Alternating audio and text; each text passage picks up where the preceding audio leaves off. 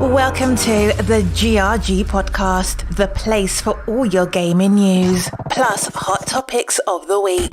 Also remember to follow us on Twitter at KMega4.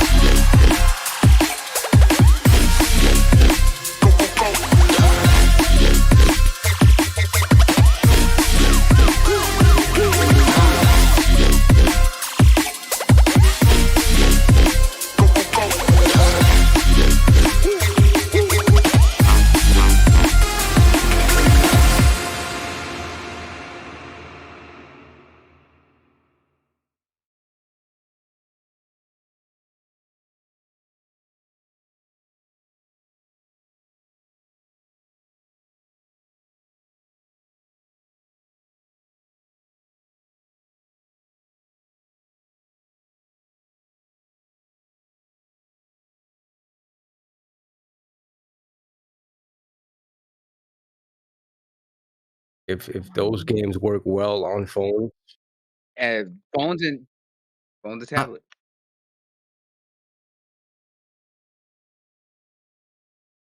I like how he says that, and then he just SpaghettiOs. he's like, keep "Hold on." rolling, but then Yeah, yet, right? you know what? Every time that there's an But stop, update, we'll talk about that later. yeah. Every time that there's an update, but there's always like some stuff that I got to change, and I keep forgetting it. But that's okay. We good. you sure we live? Because I still see it. 4 minutes left. I don't.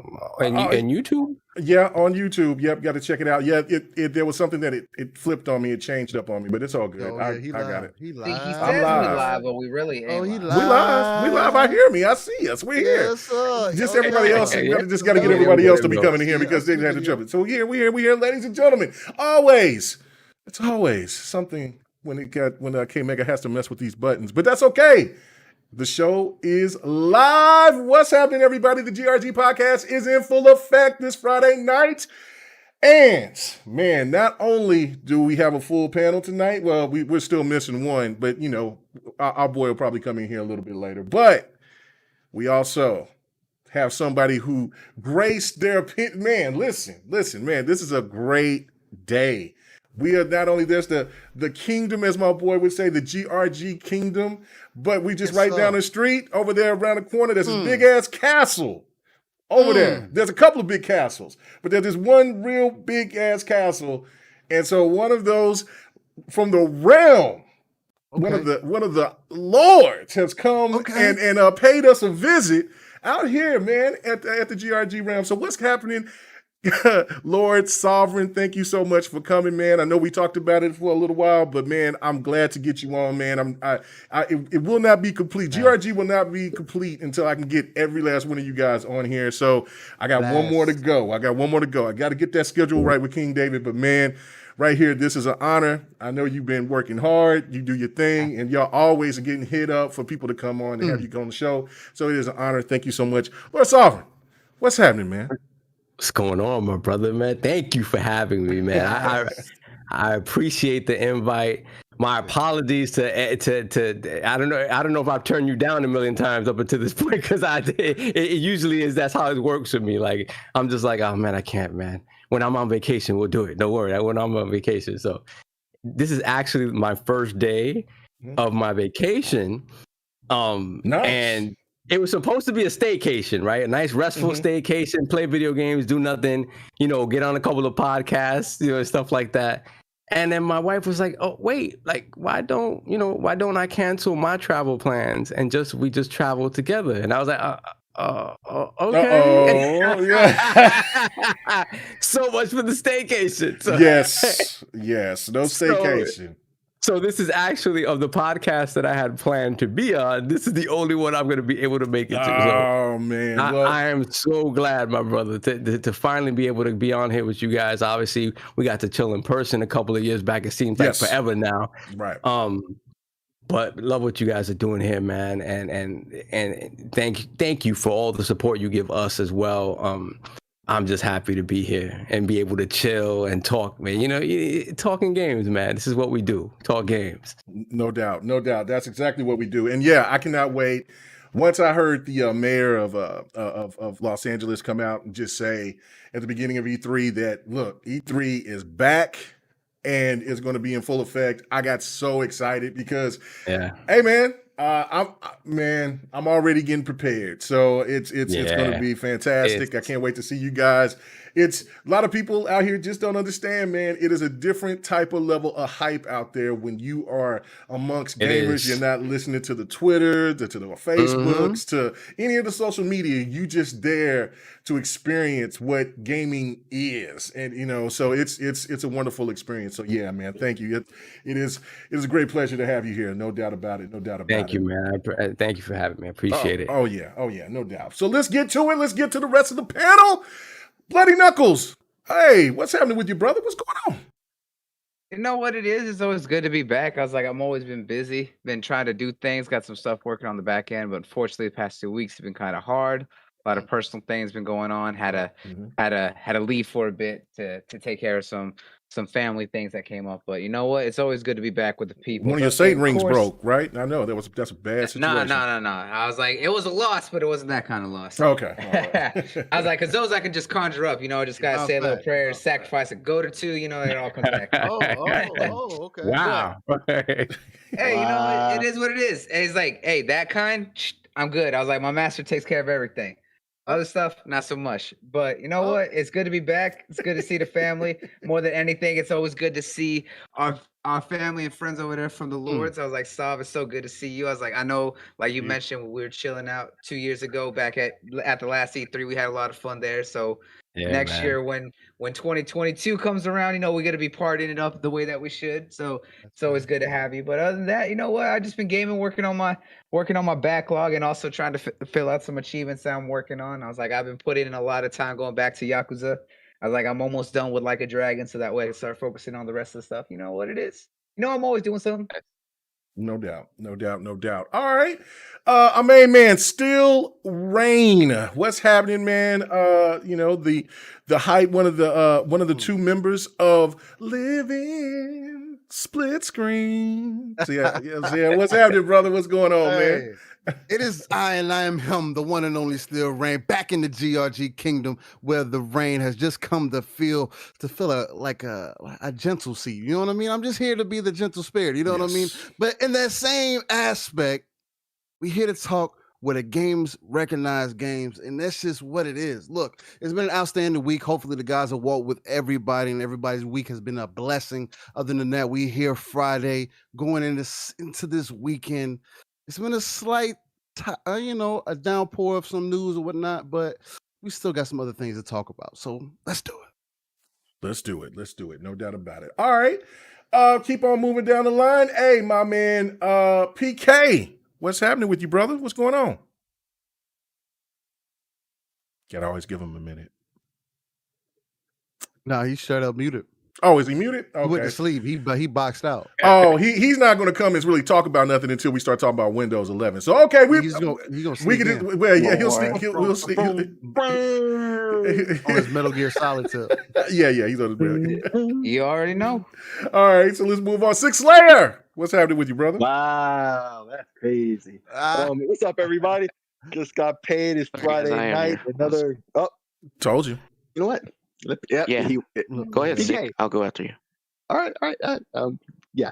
So damn, messed up my whole flow. Yo, Six Layer. Yo, we back. Another week has gone by. E3 is in the rearview mirror.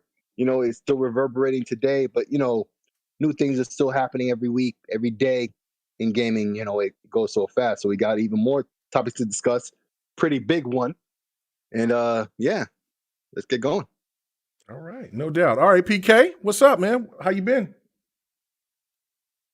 Had a long week, some exciting stuff, press some news and everything came out this week.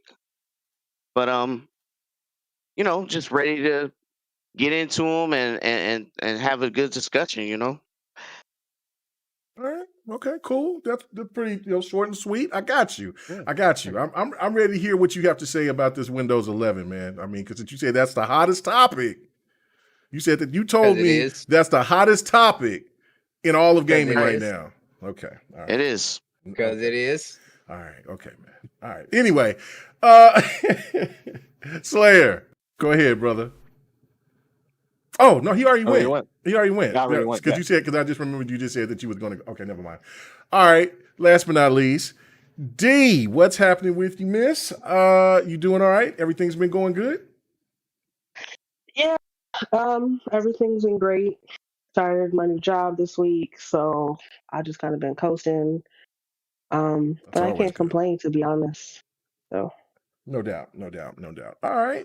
Well, cool. All right. Well, hopefully y'all guys get this energy picked up because y'all sounded pretty tired. You know, I mean, listen. Y'all sound real tired. Yeah, I know. I'm ready.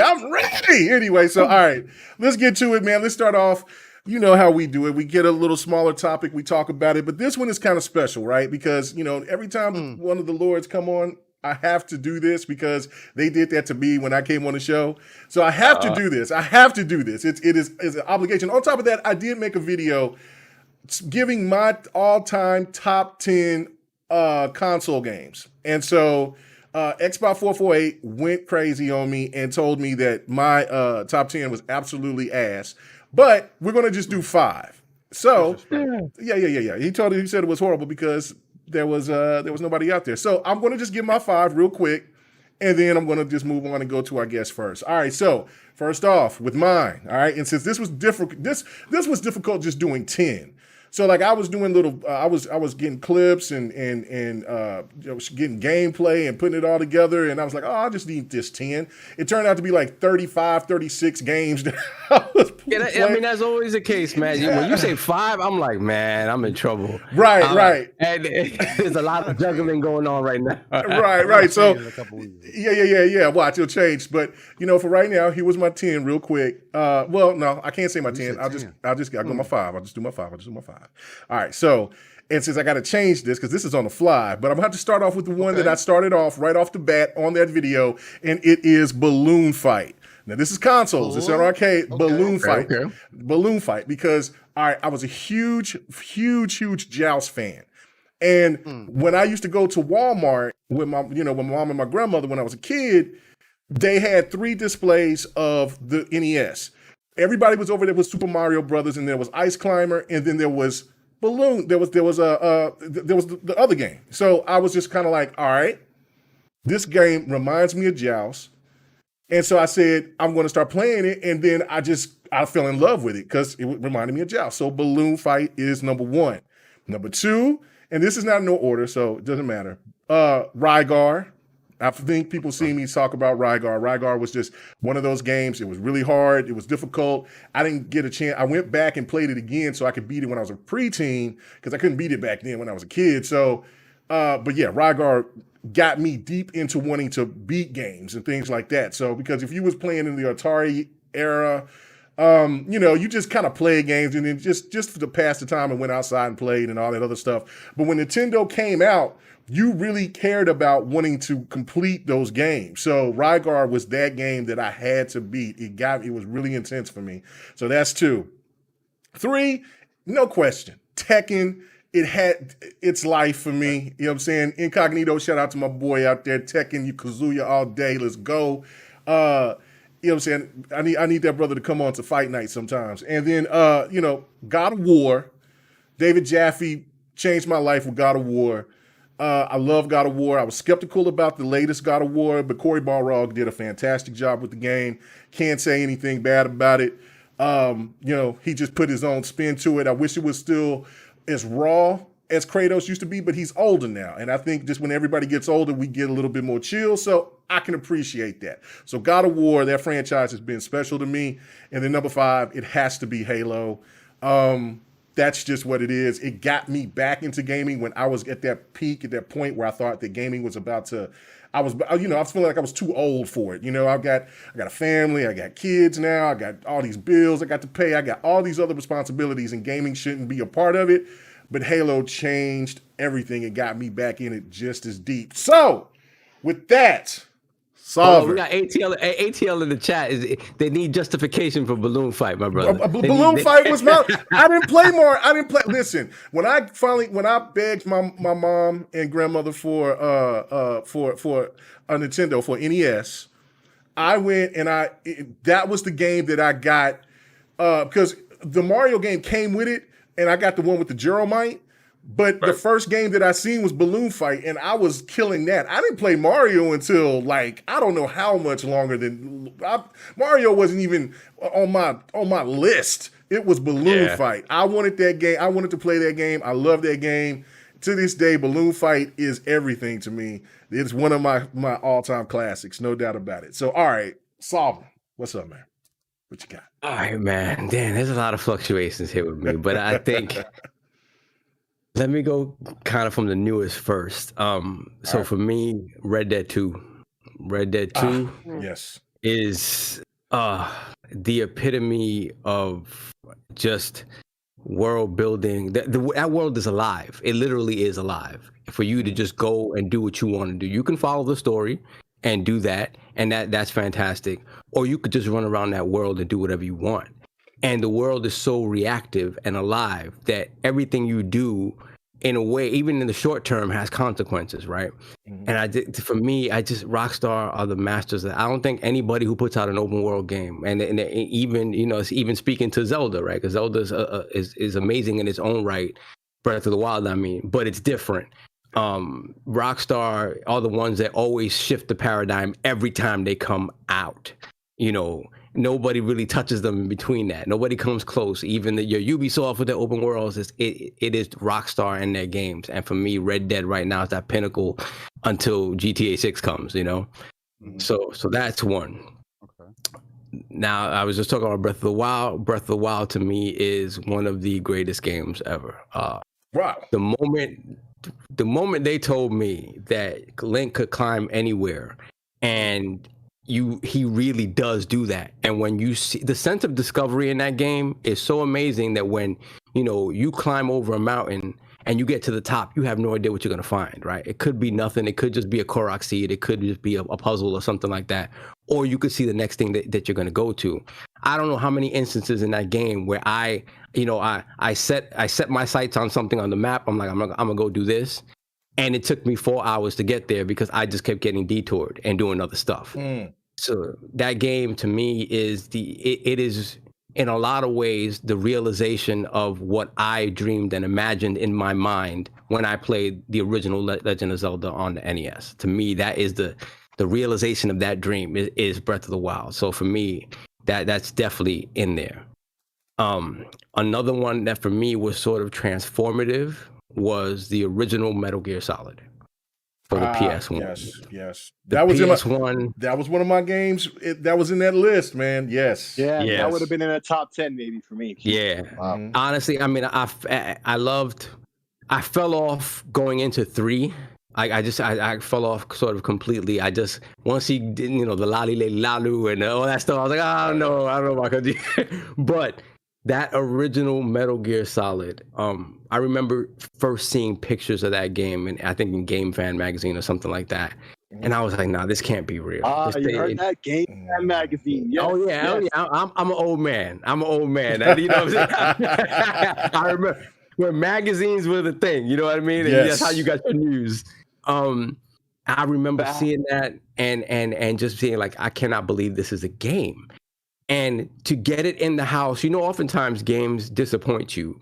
And when you really get them inside, you have expectations and the expectations are not met when you get them.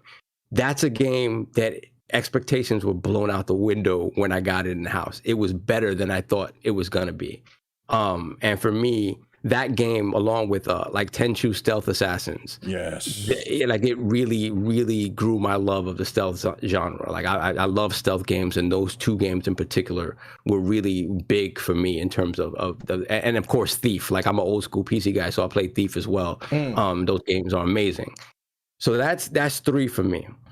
Now, anybody who listens to Arnold's podcast knows that I'm a stand for the Sega Saturn. I am a Sega Saturn. Yeah, listen, man, I'll die on that hill all the time, man. And for me, one of the greatest RPGs ever that barely anybody ever played was Panzer Dragoon Saga. That game. There were so few copies of that game when it came out. I purchased 2 at launch, and I had one. Smart man. No, I'm a stupid man because years later I sold them. I'm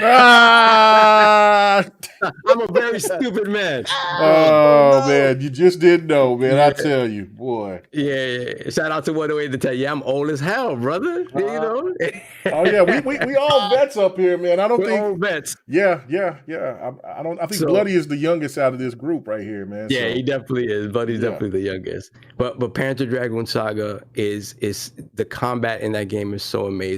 The story is so amazing. And remember, Panzer Dragoon, they don't really speak, so everything is sort of implied and stuff like that. And it is one of the most beautiful artistic RPGs with an amazing combat system that kind of, obviously Sega Saturn had its limitations in terms of 3D, but still such an amazing game. And I'm gonna eventually, when I start getting my stuff back together and getting some of my old stuff back, that is definitely one that I'm getting. I know it's gonna cost me $500, but I'm gonna do it anyway. So last but not least, and this is one of the ones that rotates all the time, and because of where I am and who I'm talking to, Tekken 3. Let's talk about it. Let's go. Tekken 3. Let's go. Listen, for the Lords, Tekken was life for a long time.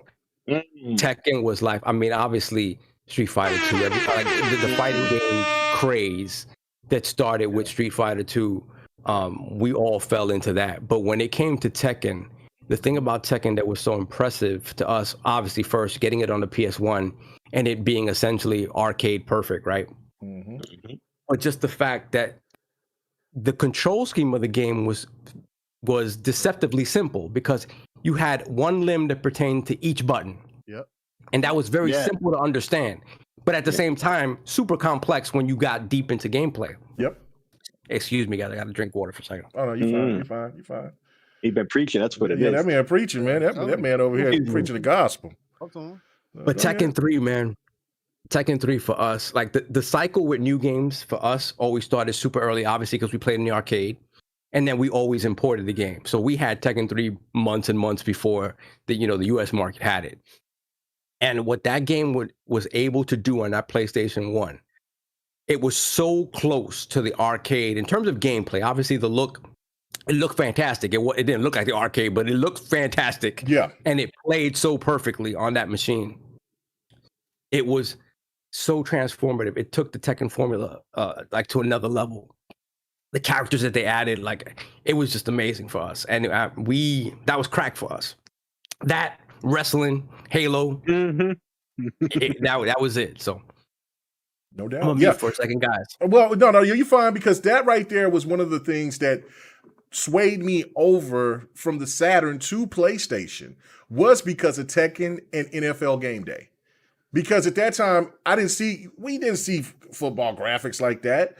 I mean, that was in my homeboy Freddie B, rest in peace, man. He got me into so many different genre of games or different consoles, because once you get, like, I'm such a loyalist pretty much in certain ways, is that, like, look, you know, I'm all about Sega. I'm gonna go ahead and pay that extra $100 for it. Man, he's like, man, there's this fighter. I know how much you like Eternal Champions and all that stuff. Oh, but my man, God, Eternal Champions. Bro, man, Eternal Champions was everything to me. Was it Larson? I love Larson. Midnight was my dude. I also liked oh man, it's so long ago. So many characters. Larson was the dude with the hat. He was the gumshoe guy. And then Midnight was the vampire guy. Then there was Blade, the black dude with the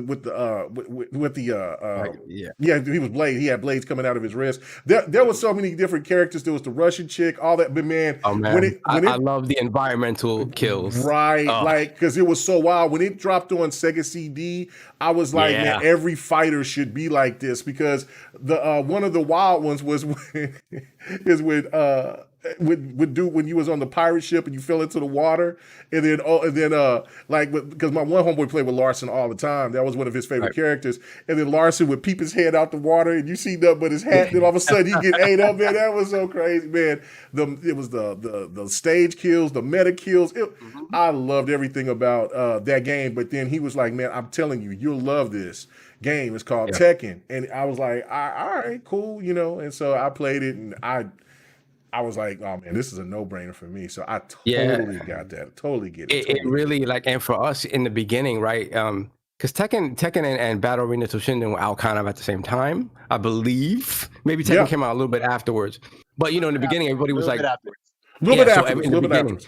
Virtual Fighter was out at the same time because that was a launch title I thought was Saturn. Right. Yeah, it definitely was. It definitely was. And then Virtual Fighter, I mean, that was a known quantity already, but to see like Toshinden, right? We were all in love with Toshinden first. It was like, oh my God, this is beautiful. Oh yeah. And then that level in New York where you can see like on the background there's a screen that's showing your fight. Crazy. That was awesome. For that time, like, it was something you've never seen before. Yeah. But then Tekken came and the gameplay just absolutely crushed Toshinden. Killed it. 60 frames. Speaking of 60 frames, shout out to Tobal #1. That was Squaresoft. Shout out to Squaresoft. I love Tobal 1 and 2. Hey, the big body girl was my one. The wrestling chick. That was the one. That was the one right there. That was my main. But anyway. Excellent. Great top 5. All right, let's go to D. Check the Game Pass quests. Oh, okay. All right. Oh, my turn? Yeah, go ahead. What's your top 5? Check the Game Pass quests.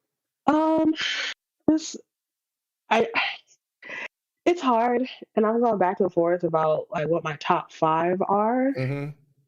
As far as console, because I didn't really get into gaming like heavily until I was like late teens, early 20s, because I could buy my own stuff. But the very first game off the bat I know is going to be San Andreas. Honestly, because I love Grand Theft. I like the older ones, all that good stuff. But playing Grand Theft after playing Vice City and 3, it was like they had fixed everything that I thought was weird in the 3 and Vice. And I've put so many hours, and to this day on PS4, I have so many hours in that game. It's like if any game that I'm, updating or have any issue, like I have no problem jumping back to 2004 graphics and just playing the hell out of it. So that's definitely one of them. That's not my top #1, but it's definitely my top 5. Another one which when I really think about it is surprising. As much as I love Forza, I started racing with Need for Speed. Gran Turismo 4 is really special to me. The endurance races, I put a lot of time into it, and I wish I could play it today. It sucks that I can't play it. Like, there's no way I can play it without having the PS2 that I'm aware of. Um, honestly, I'd have to go with either Fable 2 or 3. And it's a tie between those two because it was one of the first games. It wasn't like a Games with Gold title that Xbox gave away. It was back in, I want to say 2013, that they were just like, here's a free game. And I was just like, I don't know what this game is. This is not my speed, but it's free, so it's for me. So I'm gonna go ahead and play it. And it's one of those things where I was very surprised and shocked, like how much I enjoyed it. And it was one of the first games where I really stepped out of my comfort zone. So, I dumped a lot of hours into it. It had a special place as far as, gaming, also with Twitter, sharing with other people my experiences in it. Shout out to that because I posted about how I gave my kids away from one of my husbands, but I didn't put a hashtag. So for a couple hours, people thought I was a horrible parent. Because I was like, yeah, I got rid of my kid because I wanted to get married. They're like, it's not my business, but why would you do that? And I was like, the internet told me to. And they're like, what is wrong with you? Oh, So man. it was a good couple of hours. I'm like, oh, my bad, bro. That's hilarious. Hashtag Fable 3. He was like, oh, okay. It was just really shit, that's 3. Another one is gonna have to be Saints Row 2, and specifically 2. You got a theme Saints Row here. was actually, yeah. You like being a thug on these streets. Yeah. I like world. I like it. It's fun. Although in Fable, I can't pick the bad one. Like, not to spoil anything, but I didn't have enough money to help people in Fable, and I was like losing sleep over it. Because promises were made, but there was money involved. Like, I can't do a bad playthrough, no matter how hard I try. But Saints Row 2, I like to refer to it as San Andreas on crack. And if you ever played both of those games, I don't think that's inaccurate. I feel like Saints Row 2 is literally San Andreas on crack. But it's people were just like, it's the GTA clone. I didn't think I was gonna like it. I thought it was gonna be, great value Grand Theft, but I've put again so much time into it. I play with other people. It was one of the first games I was able to play co-op in, as far as like doing the entire story. So as far as open world, having fun with your friends and not having to worry about, multiplayer. I mean, there was multiplayer, but not in the same realm as like other games, like Grand Theft Online, that kind of thing. That was really fun for me. I still play it on my Xbox thanks to backwards compatibility. Shout out. So that makes 4. 5. Oh, just kidding. It's Red Dead 2. Oh, nice. Sure. Let's go. Nice. I'm not sure. And it is the second game that I can say without shame that I've taken off work for. Because I knew that shit was going to be big. I remember when Red Dead came out in 2010, and I didn't buy it because I wasn't like big into games back then when it came out. Like, I didn't have the money to buy things new. I was like 20 something, and I remember within 48 hours, people were like, "This is game of the year," and I was just like, what are y'all talking about?" And I played it, and I was hooked ever since. And like I was saying with Rockstar, like, they take their time. I'm a little jaded right now with this 10-year hiatus, but I know good and well when something comes out, it's going to be of quality and it's gonna work.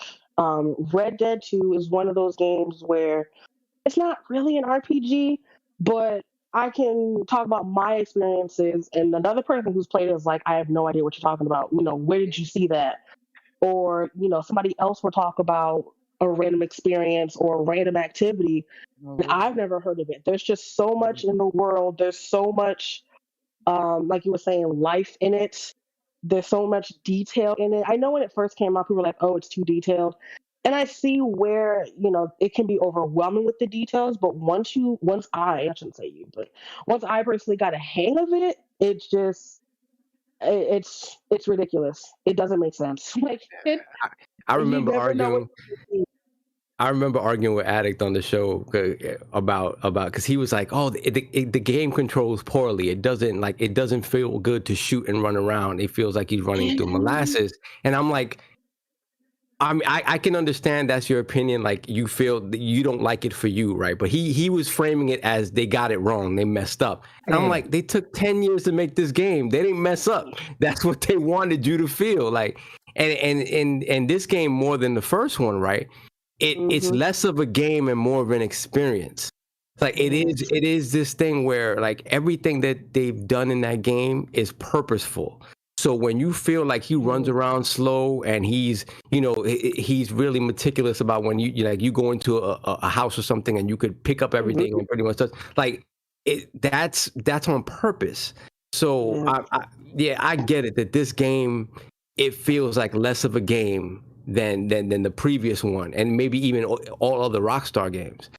But there's a purpose to that, right? And I completely agree with what you're saying.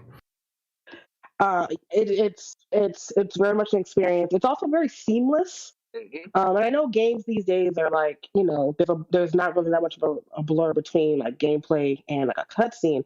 But one thing with it that just to kind of put it out there is just like you can just walking around your horse, somebody's getting punched out.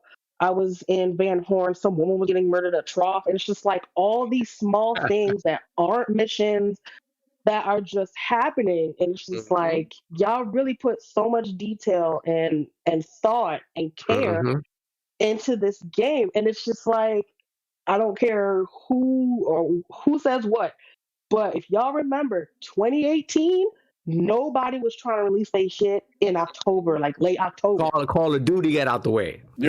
Call of Duty bounced. At the beginning, they put Odyssey, I think October 5th. Like nobody wanted to touch it. And anytime you see a Western movie or something like that, and you think, "Oh, I want to play a Western game," nobody's touching the Western genre because Rockstar already did it. Yeah. Like what game is really? Really on that same level. No, you're absolutely right. No, okay, all right, great top 5. So real quick, gents, you said that you can't play San Andreas anywhere because I think okay. No, I have San Andreas. I have San Andreas on the PS2 to PS4 program. It's Gran Turismo 4. I can't play. GT4. That's what I missed. I thought you were still talking about San Andreas. Oh yeah. I still play five. Well, it was technically 5. It was the spec. It was the GT spec. That was the last GT that I played. Well, I can't say that was the last one I played, but then I skipped whatever came after that, and then I played Sport, and then that's when I looked for myself, was just kind of like, whoa, what happened with GT? like this isn't the same as when it comes to the quality, like the presentation and everything of GT was still the same, which was fantastic, which is one of the best. But when you came to the game itself, like looking at the model of the cars and things like that, I'm like, whoa, this isn't what I was expecting. So I don't know. I don't know if you guys felt the same way about that, but yeah, no, I mean, yeah, I feel like 4 was the last one. When I bought Spec, I think that was on PS3, right? Yeah, that was on 3. Yeah. Yeah, the GameStop manager was like, "I'm gonna keep it real with you. It's a demo on a disc." And my dumbass still bought it, and I took it back. He was like, "No, I'm not returning it." Right, same thing. I didn't try to return it, but I played it, and I was like, "What is this?" And then I was like, "Nah, bro, this is bad business. Bad business." I didn't play 5 though. 4 was the last one I played. Sport isn't bad. It's just that there's a drop off of just what you used to seeing, in the sense of when you look at Forza 7, when you look at other like Project Cars, even, like it just doesn't seem to be in that same especially if you're playing it on the PlayStation 4. Now the Pro, it might be a lot better, but on the 4, nah, it just wasn't the same. It wasn't competing with anything else other than that. All right, cool. Bloody, what is your top 5, brother? My top 5. So I said this before in the past, and I still stand by it. and I think Saul may remember when I was on the show. So one of the first games that really stands out to me that absolutely I always put on there is Crash Bandicoot 2. And the reason I always mention Crash Bandicoot 2 is because of the fact that that was one of the first games I remember truly playing by myself when I was younger. When because it had just came out and my aunt had got it for the PS1 back in the day. And she left the PlayStation over at my dad's house because she couldn't have it at her house. So she would actually come over there and play it. And we would play it together all the time. We would take turns and she would actually let me do it. And I remember because I still have it, she had printed out the actual full strategy guide for that game all on paper. So I have this old manila folder just of every single page of the strategy guide for Crash Bandicoot 2 way back in the day. And that game and that series just kind of really stuck with me because of the fact that that was what really kind of inspired my love of gaming. And then the other game that actually stands apart is that my cousins actually had NES at their house. And when I would go over, they had Final Fantasy, but they specifically had Final Fantasy 6. And I still stand by the fact that Final Fantasy 6 was one of my favorite and still the absolute all-time favorite Final Fantasies because it has one of the best villains in the game. And everyone will immediately say, Final Fantasy 7 is the best. Everyone says Sephiroth's the best. No, you're wrong. Because the fact that Sephiroth does not compare even remotely to Kefka. Thank you. Because the fact that you're talking about a single man. Kefka's a psychopath. Exactly. Kefka is a true psychopath because you're talking about a guy who was basically just a single court jester who basically worked his way into being the king's advisor, wanted to test their magic that they were creating using Magica stones. And basically went so insane from it, he was able to manipulate everyone in the entire kingdom. Well, thank you. I don't need to play it then. You do because I mean, you're telling me everything. I've never played Final Fantasy 6. Yeah, because the fact that when Kefka got found out, that every other advisor to the king basically said that Kefka's insane, you need to get rid of him, and they basically exiled him, threw him out into the middle of the desert, right? He gets saved by a small town, and when he comes to, he's just like, hey, where's the kingdom? They're like, it's that way. He's like, okay, cool. And then he basically murders everyone and burns the town down because he was bored.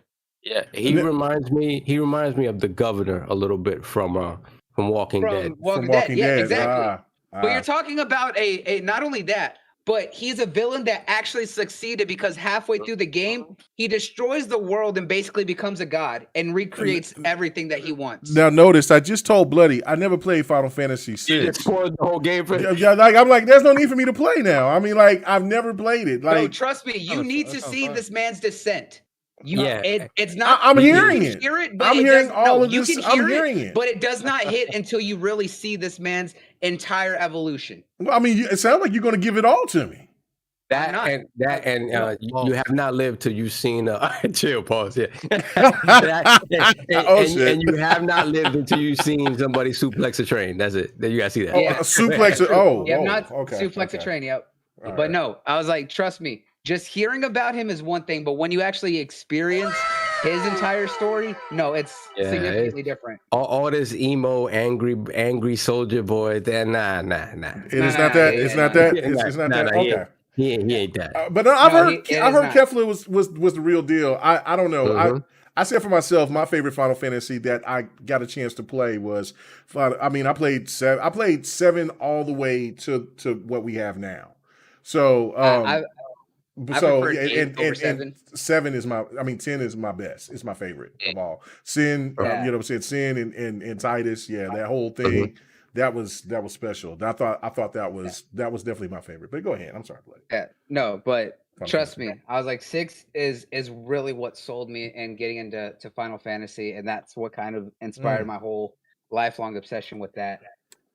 Number 3 for me, as I'm gonna go still old school, is if anyone remembers Gauntlet Legends. I remember that. Gauntlet Legends. Look at that. Gauntlet Legends was really. You got Raid over there, got him hype. He's like, oh, because the fact that it was an awesome co-op fantasy game that was really just enjoyable from the sheer like over the top nature of some of the powers, the skills, and the enemies that you would fight in the game, as well as the as some of the bosses that you would come across, right? And I loved it because of the fact that my cousin had it on his PS2, and we would play that game together a lot. And whenever our cousins would come over, everyone would have their own PlayStation controller because we had the adapter that would be able to change it from 2 to 4, and everyone had their own memory card, so everyone could save their own character data and stuff like that to be able to continue their play. Facts. But it was also at the same time that if anyone remembered that you could actually find Gauntlet Legends in arcades, and if you had the Dreamcast memory card, that you could actually just go to the arcades, play it there by plugging in the memory card to the side of the arcade cabinet, and be able to take your data from the arcade and be able to play it back on the Sega Dreamcast. So I ended up getting that game on Dreamcast and actually got watch my cousins all get memory cards, so that way whenever we go to the local arcade and we play it there, that we'd be able to save it whenever they came over to my house when we played on the Dreamcast.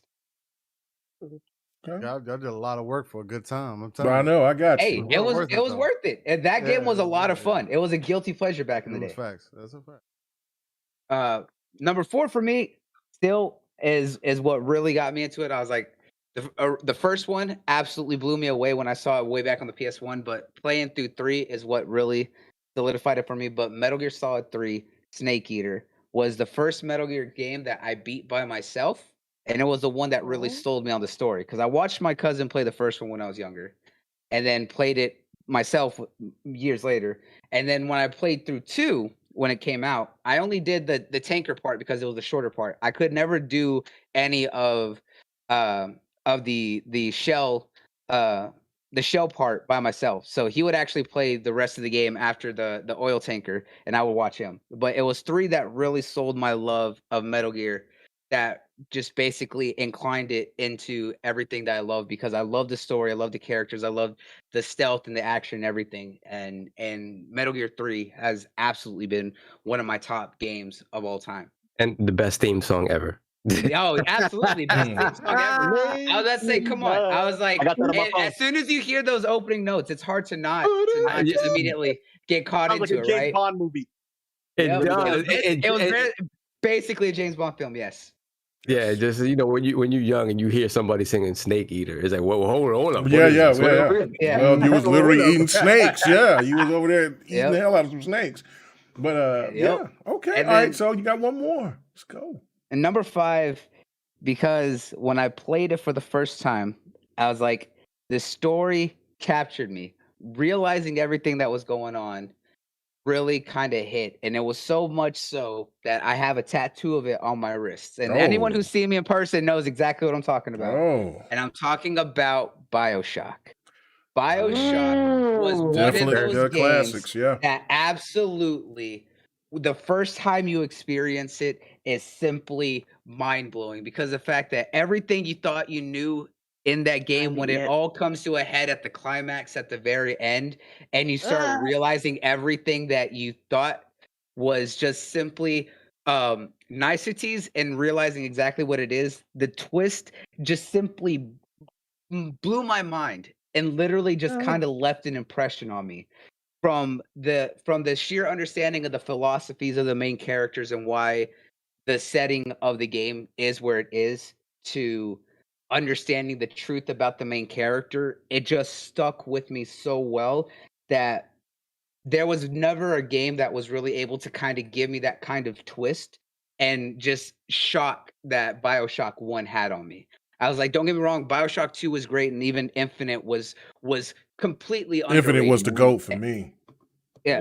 Infinite was underrated, hated at launch for no reason, yet now everyone years later wants to talk about how good Infinite was. No, it was always good. You just didn't want to believe it. I hated that he pulled back on the racial tones, because I was like, oh man, you could really go crazy with that. Yeah. But it was simply the understanding of the world. Because if you spent the time to find all 400 of the audio logs, the entire world lore of BioShock is simply phenomenal. The world building and the writing and everything that kind of set up what happened in the 40 years going up to the creation of Rapture, up to the fall, when Jack comes to Jack comes upon it, it's simply phenomenal. And there's just so much that went into that game that just completely gets overlooked. But I still agree that it absolutely still holds up to this day. From the gunplay and the weapons to a lot of the mini games, and the powers are still absolutely unique. It is one of those games that to me will absolutely still be timeless. Yeah, No it doubt. really is. Like it's very interesting to see. I want to see what a Bioshock without Ken Levine looks like, because I don't know if it's it'll going to work. be hard to live up to it. Yeah, It's going to be really I hard. totally agree. I mean, listen, you know, I felt like because Bioshock was amazing, and it is. In Henosis, you're absolutely right. Bioshock 2 doesn't get enough credit; it's really underrated. But I think the attraction of people playing as Big Daddy just wasn't there. Like a lot of people rather run for Big Daddy than play as Big Daddy. I thought, and so Oh no, I thought that was fun. It gave that overpowered feeling. Yeah, but that's the thing. I think people like that challenge of feeling nervous about hearing a Big Daddy coming for you. So, instead of being one, but Infinite was just special. I do wish, but again, at that time, I know where he was trying to go with it. To me, it would have justified the reason why one of the protagonists in the game did what she did, because of the racial overtones. But he didn't want to go there now. Or if Rockstar touched that, that would have been so left. I couldn't even imagine. But I definitely agree. I don't know if they can match the greatness of what Bioshock is. I totally agree with you on that, Bloody. It's great. It's a great title. It's a great title, and it was one of those titles that was in my top 20 for sure. All right, Rain, what is your top 5, brother? Let's hear it. Oh, top 5, man. See this, and it's gonna change week to week, just depending on what my memory bank comes up with. Right? It does. And just depending on different type of games that we run into. That just gets those memory banks running. But for me, I gotta start, and I'm gonna be very specific with the games that I choose, because I could just say series and cop my way out or whatever the case might be. But I'm gonna say specific games just because of the timing, I guess more so. Halo 2, I'm gonna start off with. Halo for me was a very revolutionary series. I was a PC gamer very heavily, played Rainbow Six back in the day, multiplayer on PC. So I was heavily invested in that scene, and then to go from playing a game like that in that PC environment, and then come bringing that to console. And seeing it be done so well, especially with family, going to LAN parties, me being basically my pop's right-hand man. He was taking me to these different tournaments trying to get that dub for him. So it was just a different experience for me at that time. It was a lot of time of togetherness, and it seemed like we were like extremely happy. And then during that time, man, it was like the peak of gaming, especially as we jumped into Halo 2, because honestly, it redefined what multiplayer gaming was, and as we know it today, right?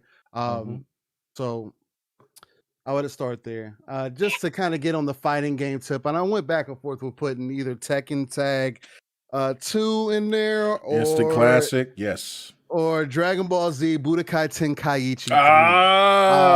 Fantastic! And I have to put it in there just because it was one of the first games that I actually got imported, and because we were able to do that on the PS2, right? But it was one of those games where it has so much or depth mod in it chip, because either it one. didn't, or mod chip, either way. Yeah. But it was one of those games that has so much depth in it, especially if you were involved in the Dragon Ball Z series, as a lot of us were back in the day. I'm a 90s kid, so it's like that was very prevalent throughout my childhood, especially Dragon Ball. So it was like growing up with this series and just always wanting to kind of be a part of it. Playing this and seeing how much further they took the series, because the manga always continued, and that never was reflected in what we were getting over on our side as far as like the Western TV channels and whatnot. We will always get the same seasons over and over again, and if not, they were re-rolling the same season. So it's like we could never progress forward. And again, at that time, until here recently, things haven't been very popular. You know what I mean? Like where everybody's on board, and now everybody's such an anime fan. So It redefined fighting games for me too. Very, very competitive. Intensity, customization was very thorough. From getting the capsules to unlocking the different characters, having to do very specific things to unlock certain things. I can just remember spending days just unlocking more and more characters throughout that game. So then I would have to move forward into the next game that comes to mind. Would probably be Devil May Cry 2. It redefined what combat systems could be. Wow. Okay. It redefined fighting, like what I can get from a combat system in the game. And kind of where it's like when you play a game like Black Desert Online, for example, where it kind of takes Devil May Cry, those aspects, and takes it to 10, giving you the abilities and extra combos, knocking down enemies and everything else, along with the PvP. It just kind of demonstrates to how far combat has come within just in games in total, because especially with these combat type games, it's all about the frames. It's paying attention to the frame detail, and every little thing matters, especially when you get into the combos and whatnot. And being very fluid and bro, that Scarlet Nexus is a little different. Hits a little different though. Yeah. No, that Scarlet Nexus is perfect. I love it. I'm about an hour into it right now. I jumped into it right after work today. I love the way that I love it. I'm playing at the 4K 60. It plays beautifully. It plays so smooth. The combat, the way that you roll into the combat, from throwing things, like it is like simple, but at the same time it's not. And look, I suggest people play on the hard difficulty, but that's on the side. That's what I'm doing. I'm playing. I I'm agree. playing on difficulty. Yeah, playing on hard difficulty. Yeah. I think you'll enjoy it. It's not as hard as people may think. No, it's not. No, it's not. But it's good. Devil May Cry 2 just kind of at that time redefined just the maturity in games. Again, I was younger around that time when it came out, so it gave you the maturity of it. Gave you a badass character as in Dante. That became my whole love for Dante right there. Him being the demonic dude that you just can't kill. He's the badass. He's gonna walk into the room like he don't give a hell and give you hell. You know what I mean? Like. Right. And that was just something, especially he had powers, brother. So it was just like he just came across so raw to me at that time. But I always expected a level of combat from my games because of that game. From that point forward, you know if that makes sense. But no, it is an originator, no doubt about it. You're absolutely right. Like I understand why some people don't like Dark Souls. You know what I mean? Because you have to be into that kind of combat. You know what I mean? Where it's all about timing and attention to detail and knowing where you can go and whatnot. So it's like the combat heavy games, you tend to kind of pay attention more to certain little details, and that's one of them games that did it for me. But just to continue from there, I'm gonna have to go with. Now, I was gonna throw it back to Sonic CD, but that was more of a PC thing for me. So I'm gonna go Sonic Adventure 2 Battle on the GameCube. Okay. Whoa. It's the best Sonic game to date. If we want to argue it, you could try it. It's the best 3D Sonic game. Oh, you want the smoke? I got you. Oh man, really? That's what you think? Okay, but that's cool. We respect it. No better, man. From the 3D Sonic experience, brother. Sonic Adventure 2 Battle. And I really no better one for the depth of the game. Yeah, for 3D. For 3D. If for 2D, I'm gonna go Sonic CD. We can argue with that. Okay, all right. We can argue with that. But that's PC though. Don't matter. We're trying to keep it the console. I was trying to exclude PC games. Yeah, you can't. Yeah, it's just consoles. It's just consoles. Yeah. You know what I'm saying? So, but I play Sonic CD on actual PC. So, but yeah, Sonic Adventure 2 Battle was just a redefining experience. Listen to this nerd. You know what I'm saying? I'm one of those dudes, man, where it's like Sonic had more of a reflection on me than Mario did. I don't get the hype with Mario. I don't. Other than him being like the main character for Super Smash Bros. From back in the day on Nintendo 64, and people just being an asshole with him. Like, other than that, I really never cared for Mario. I know I played some of his games from back in the day on my Game Boys and whatnot, but other than that, like, he didn't click the way Sonic did.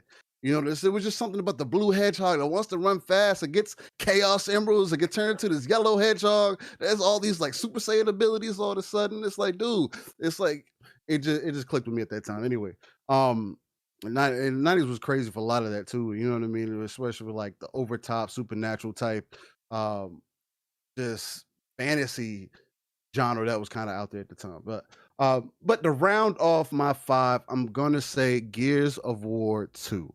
Nice. Again, nice. Gears of War is a classic game. It set up the genre. When I was introduced to Gears of War, it completely redefined third-person experiences for me. On not only the story side, but also on the multiplayer side, more so because that's what I spent the time in. And it's another one of those for me. Why I specifically chose Gears of War 2 is because it took what Gears 1 did and took it to the next took it to the next level, as the second game should, but in ways where they understood what they wanted from their core players for the multiplayer, and they just adjusted things and tailored things more to what the players wanted, of course, as they should have going into the second game.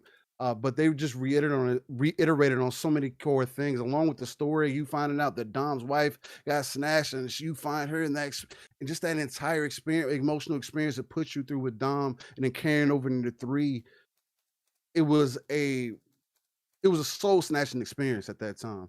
And Gears of War 2 will always and probably forever be one of the most genre defining third person experiences out there. I like the direction that Gears is going in now.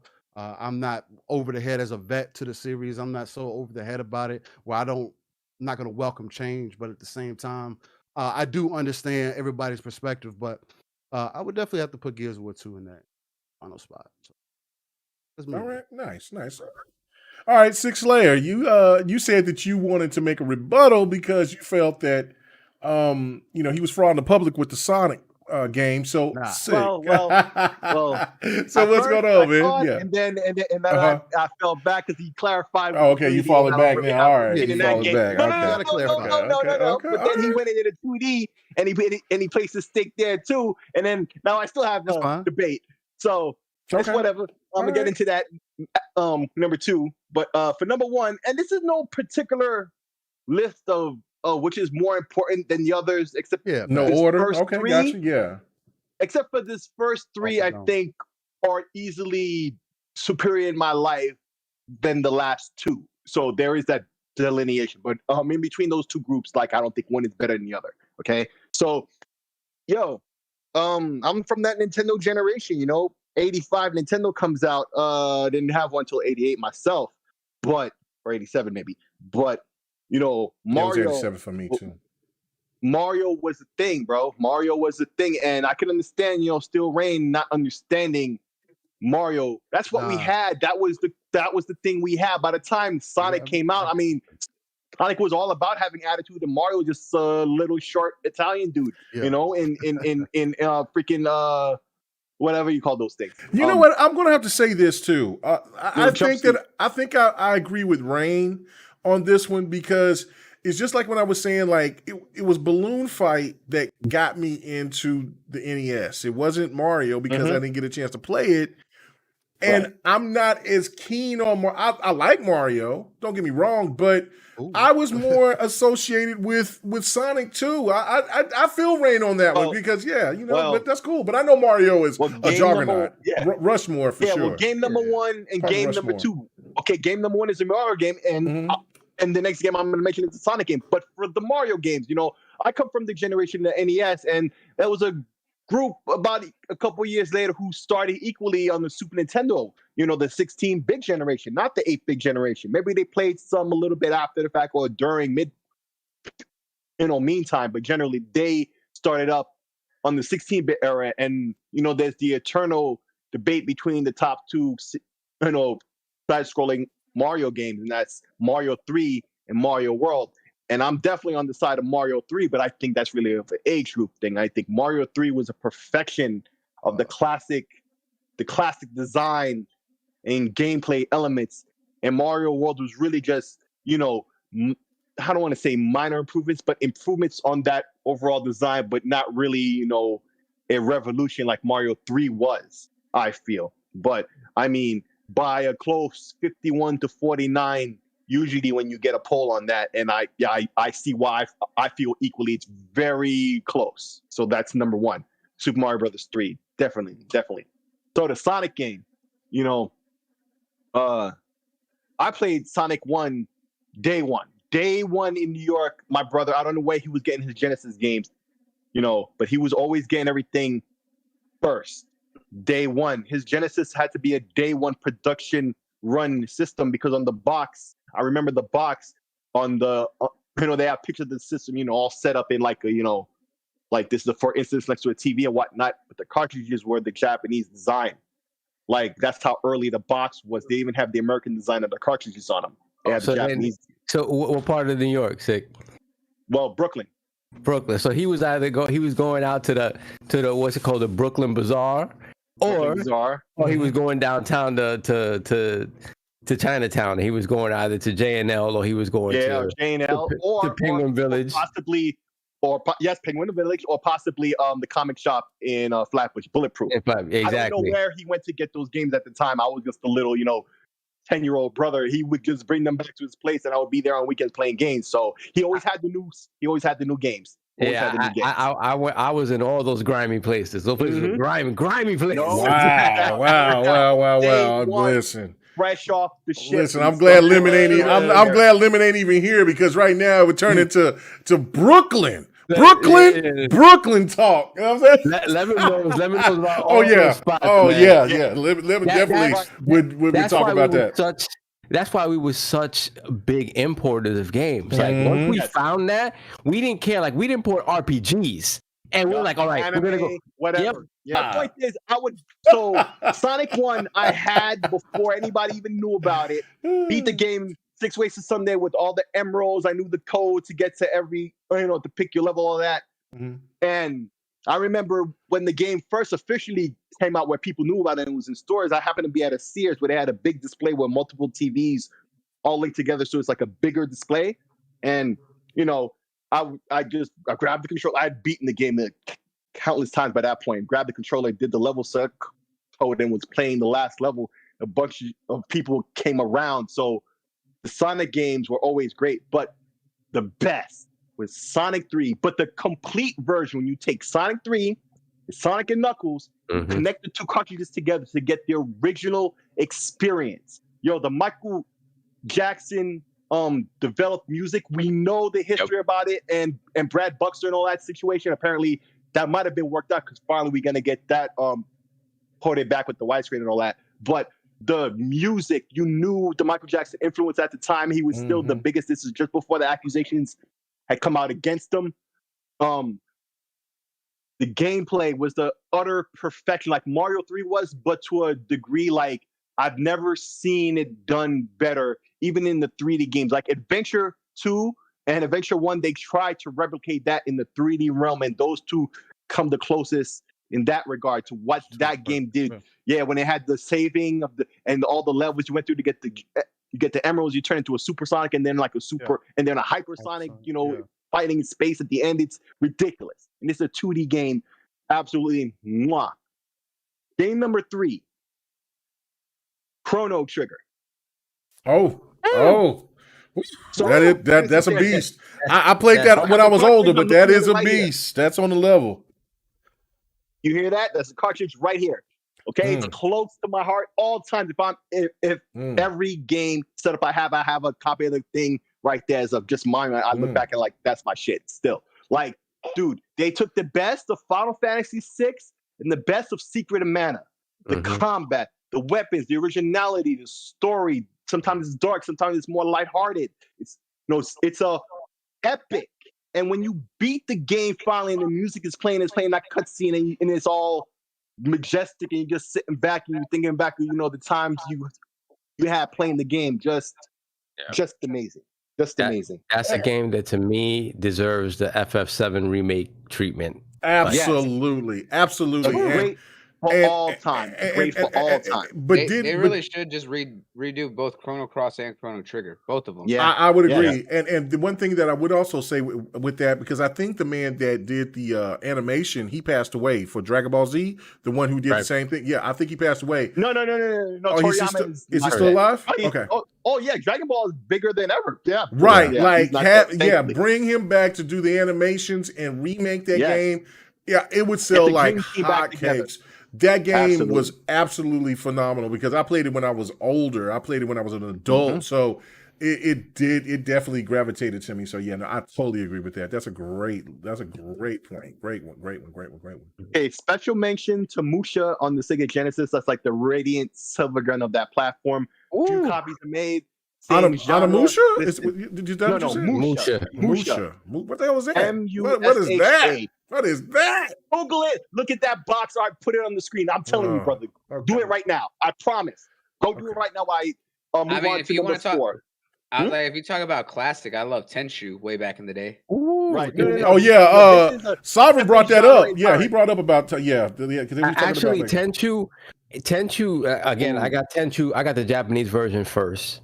And so we had it. We didn't know what the hell that was. All I know, I bought that from Penguin Village, and I go and they had it playing on the screen, and the dude is like, "This is what he knows me." So he's like, "B, this is what you want." I'm like, "What the hell?" Oh, Ninja. And the thing is, the moment I grappled up to a roof, that was it.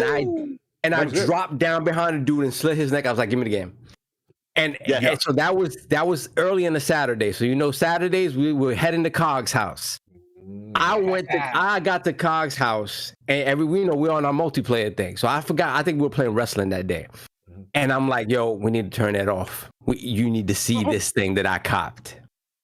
If we were not on that game, just watching it going back and forth, people watching me play, passing the controller off for hours after that. For all of us, it was really our first experience with true stealth, like on the console.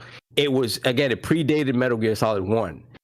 And it was a little janky, it was a little broken, but nothing compared to you sneaking behind an enemy, slitting his throat, and then just rappelling up to the rooftop and disappearing into the darkness. I was like, oh my God. It was amazing. And the music in Tenchu was absolutely fantastic. Lord. It was wow. Such a memory. Okay. Such memories. Yep. All right. That one. Okay, now Musha.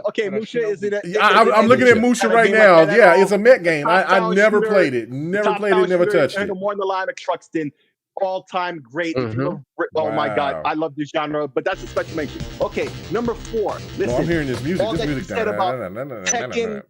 You said all these great superlatives about Tekken and all the other 3D fighters, Virtua Fighter and what have you. But the game that validated the genre in and of itself and is still the all-time classic, the GOAT, Street Fighter 2. Of course. They can't. All those other greats could not have been in their time. Maybe later, if it wasn't. That's right. If it wasn't for Street Fighter 2, put respect on the name for all-time great. Street Fighter 2, 5, top 10 game of all time. Everybody's list. Like it has to be. It was such a monumental leap over 1. One wasn't even. It didn't even feel like it was a fighting game. No.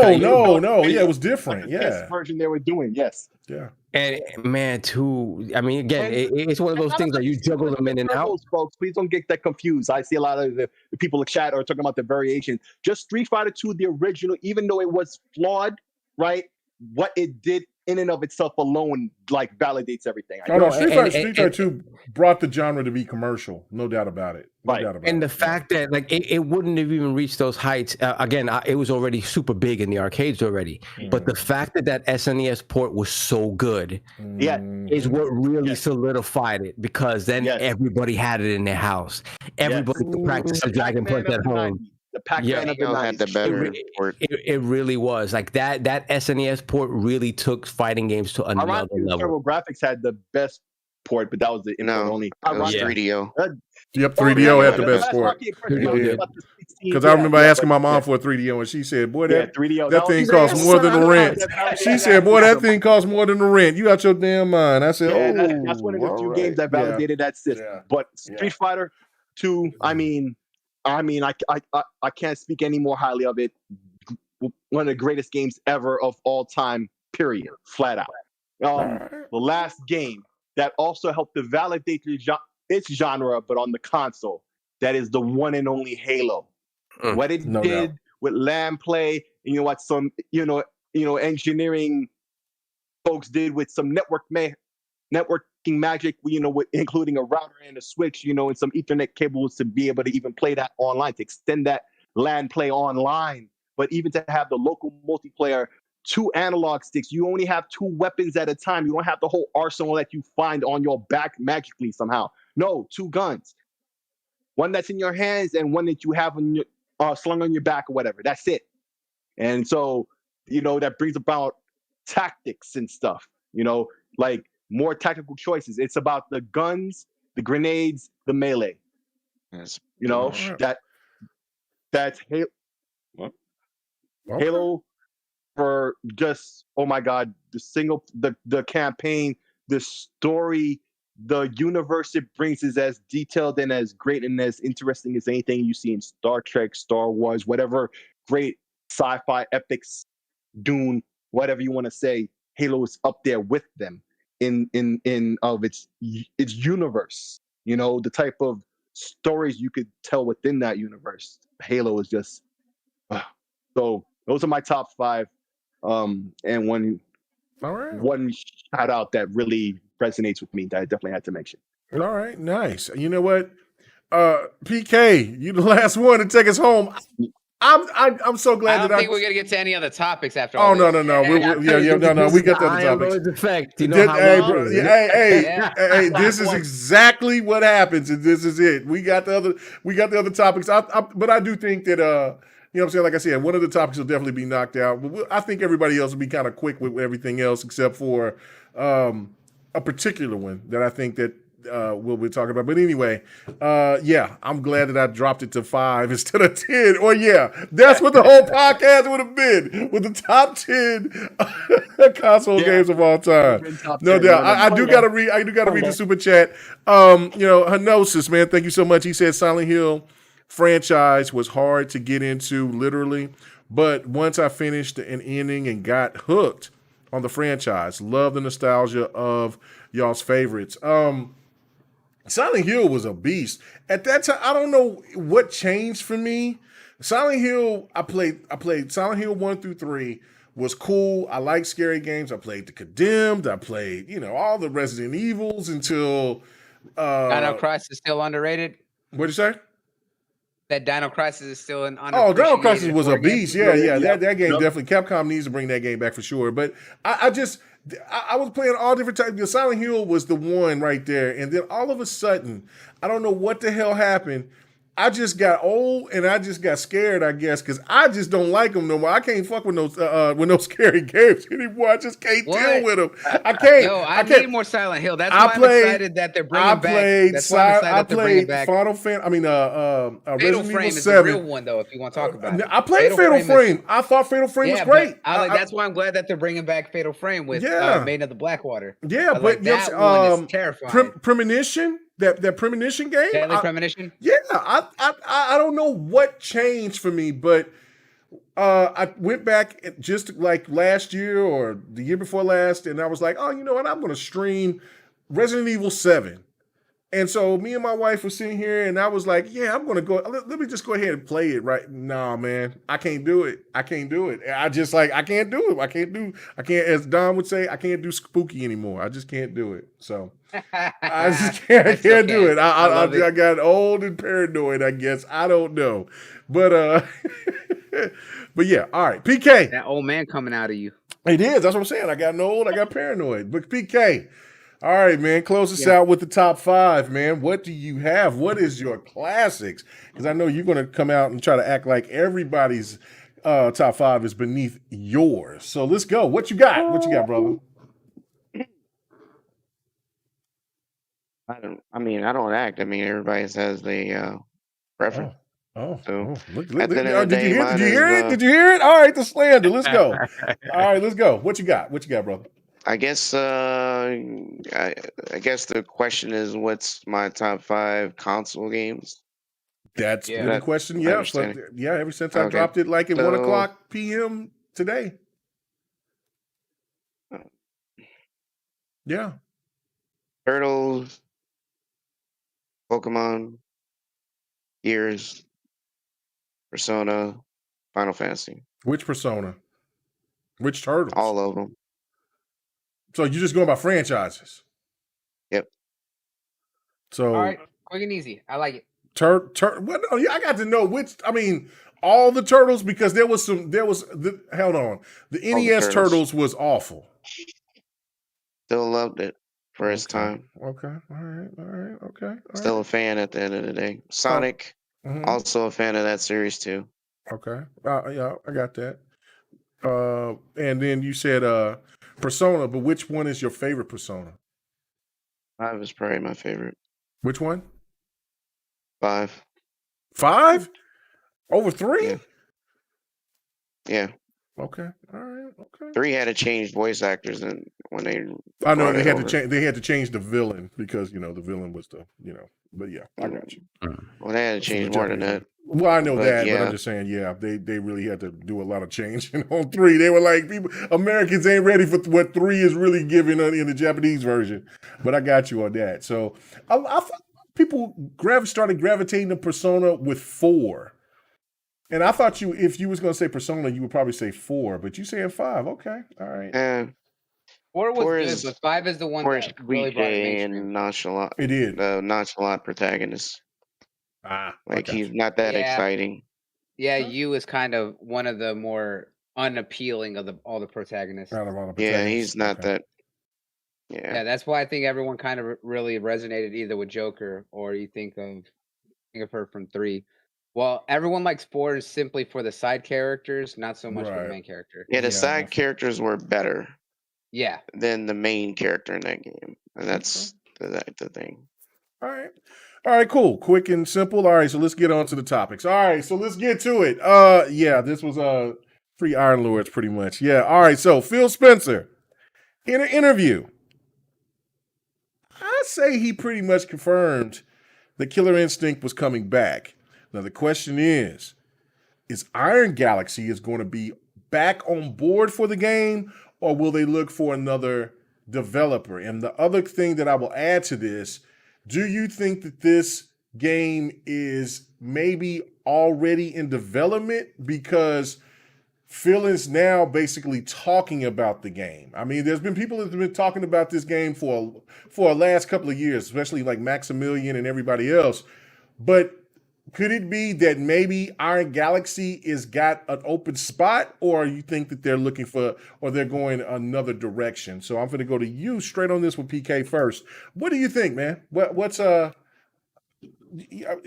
first off, do you think that Killer Instinct is definitely going to make a return? Because it sounded like Phil Spencer was already making a commitment to saying that it was. He said, look, him and Matt Booty, they've talked about it, they discussed about it, and they would like to bring this game back. The game was successful. Where are you at on this? I mean, yeah, it's definitely gonna come back for sure. It's it is definitely on his radar, and of course, his main point was got to find the right team that can pick it up and bring it justice. So, at the moment, Iron Galaxy does not work for Microsoft. They are contracted, and the ones who developed Killer Instinct in the beginning got bought by Amazon.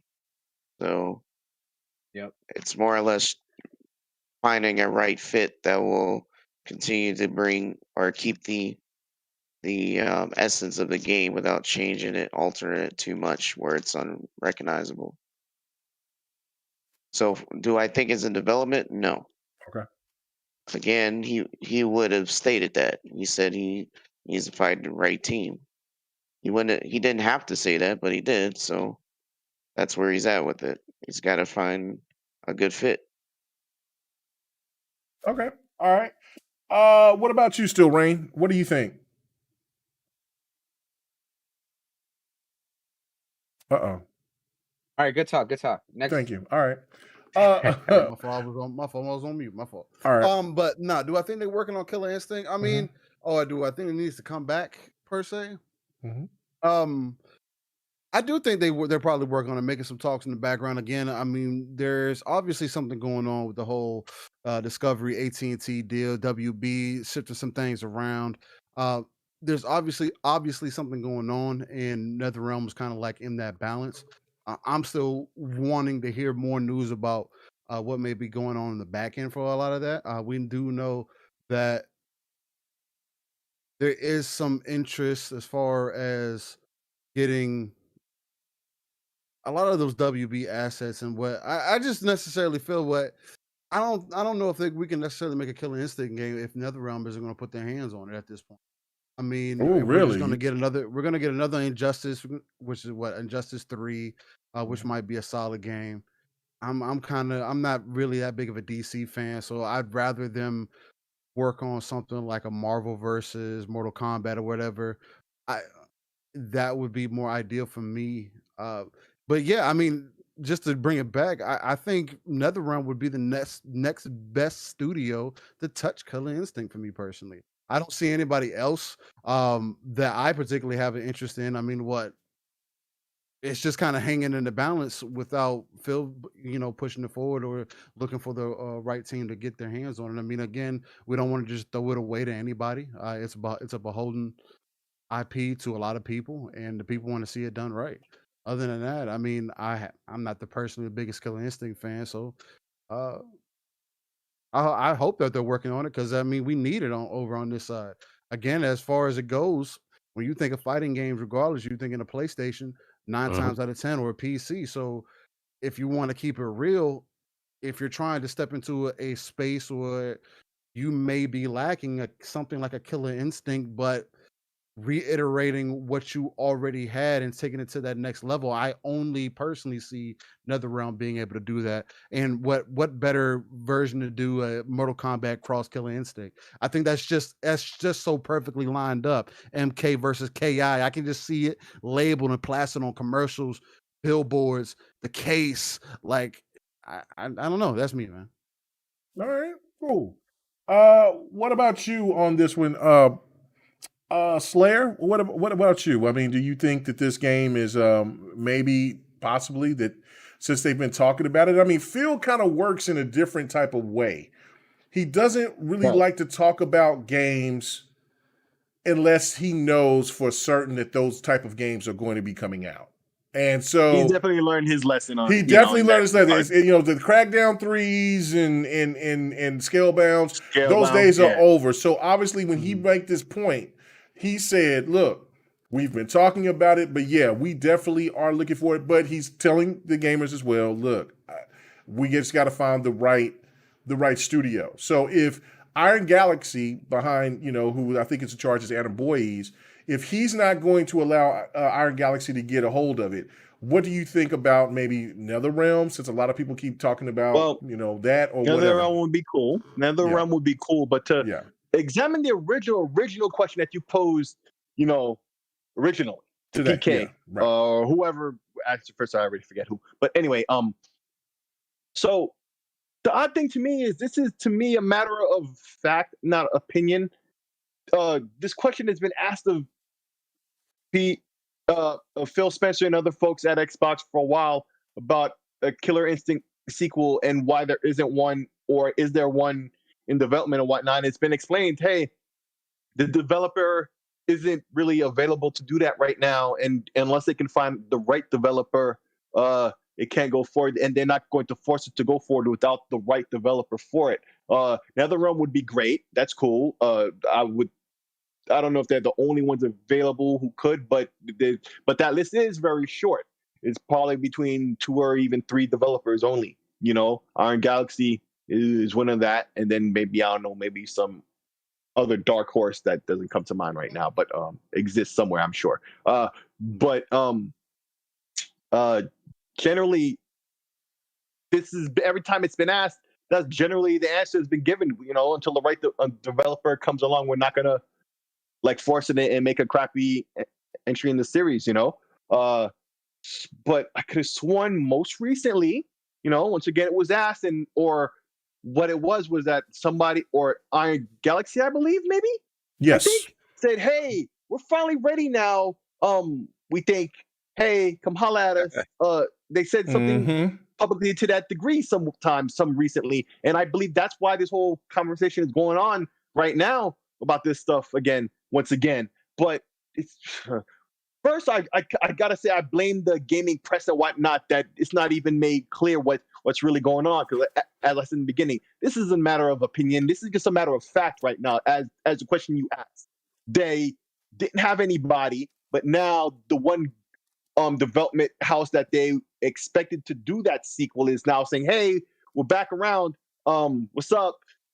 So okay, cool. But maybe they could team up with NetherRealm, you know, um, to make this game, and it sows the seeds for the Killer Instinct versus Mortal Kombat in the future. Oh, bless you. And maybe it sows that seeds for that in the future because they get to know each other and work together, and see how that works out as they make Killer Instinct 2.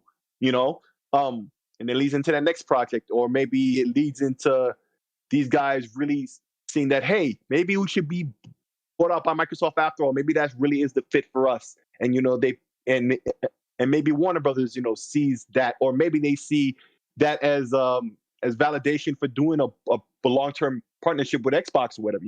It sows a lot of potential seeds that could sprout into something really good. But that's what it really was, a fact thing that Iron Galaxy seems like they're back around and is down to do the game finally. So they could be in talks right now at best. Don't expect anything for a while. And that's even if they would start right now, because that may not turn out to be nothing. Then it may be someone else later on, immediately or sometime way later before development even begins. So don't expect a sequel anytime soon.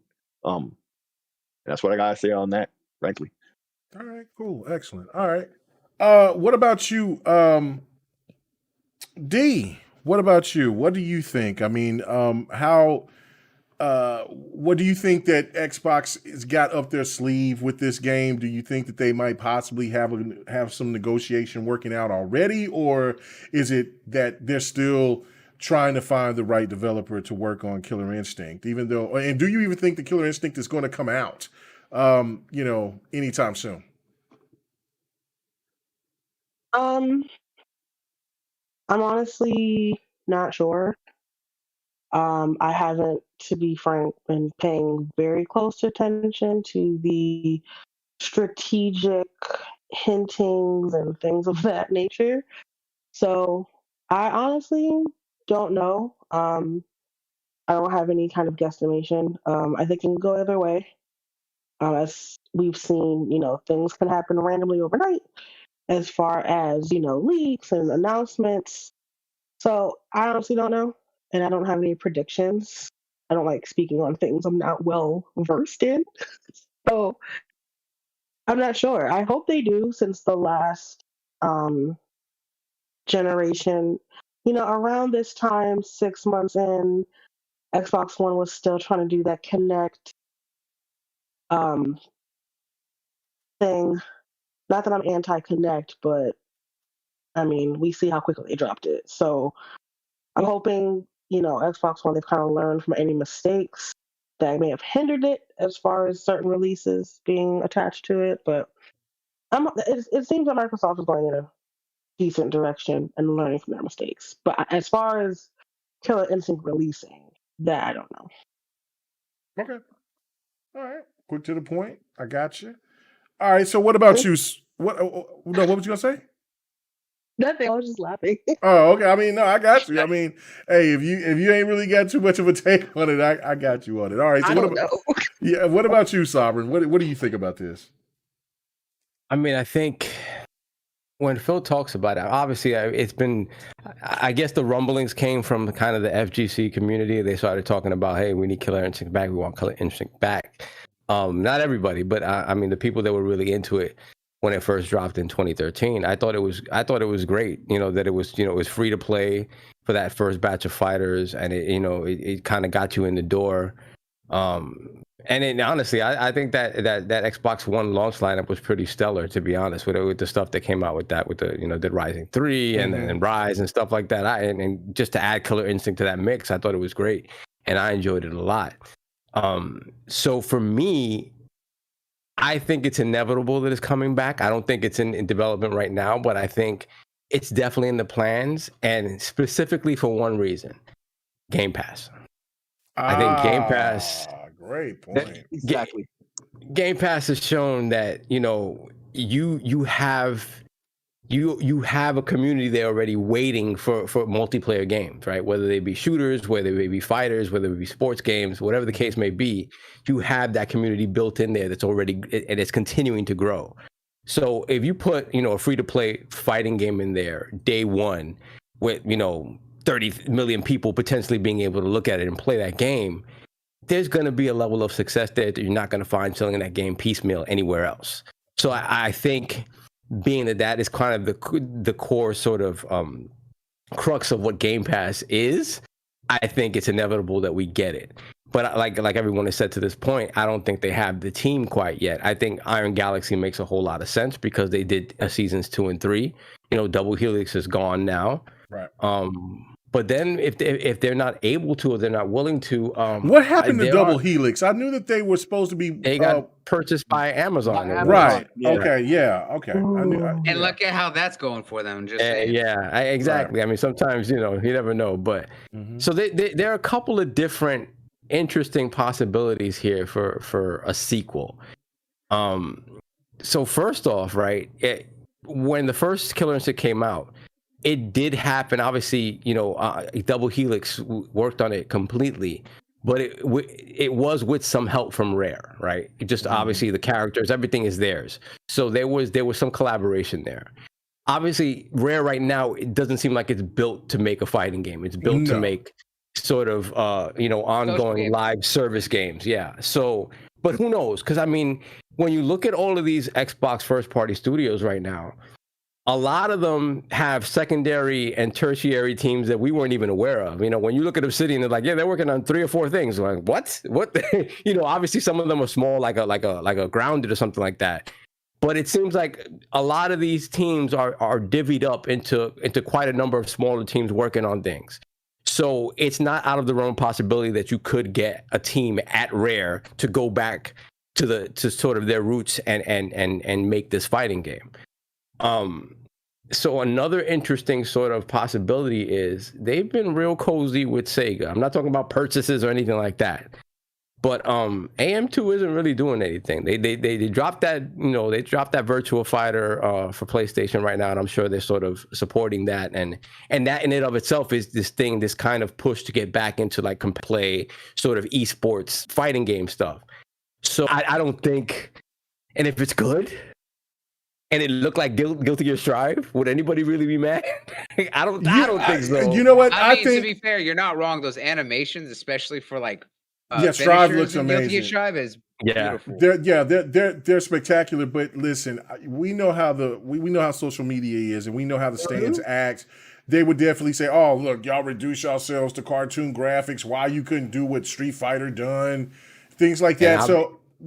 I'll be like, keep hating. No, definitely. The thing of it is that could Arc maintain what they do, what Iron Galaxy is done, and Double Helix with the netcode and how fast that game moves. That's the problem that makes that. I think that's the whole thing, because you would think that there would be developers all over that can make a game like that, but once you watch the documentary, I don't know if you checked it out, Sovereign, but they were saying, look, there's really not that many developers that can make a game like Killer Instinct because they have a different type of process, and that to me blew my mind. Like, what? Like, yeah, but I mean.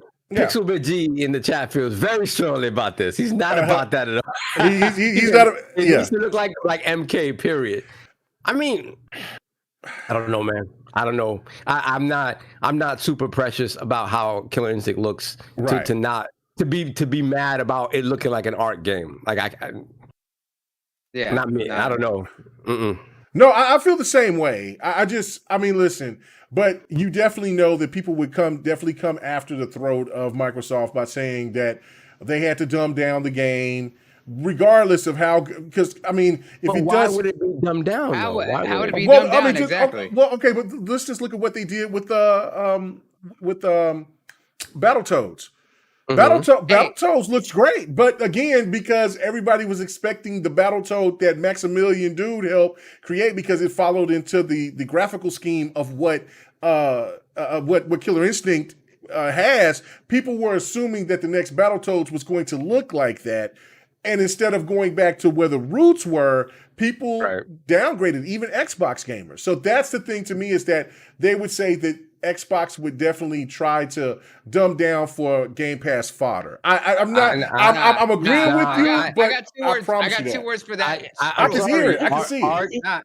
Listen, I don't think anybody in the know is not gonna look at an Arc System Works game and be like, "This is Game Pass fodder." I promise you they will. I promise you they will. They will. I agree with you guys 100%. No, because if that's the case, then that's the fact is, if they really look at it like that, then it shows that they're not about being fans of Arc System. Well, they're not a fan of anything. They're just exactly. But that's what I'm saying. Those opinions don't matter. Screw them. We're talking about what we want. Okay, and the studios you're saying screw them, bloody. But the fact of it is that once that comes, the gaming media, which that will be one of our topics before we get out of here, that we're going to talk about, is going to run with it. There's going to be an article from Game Rant or from IGN or from somebody that's going to say, do people really actually pay attention to Game Rant though? IGN has been getting called out lately. Obviously, I don't care, bro. They've been getting called out on every. I know the opinions.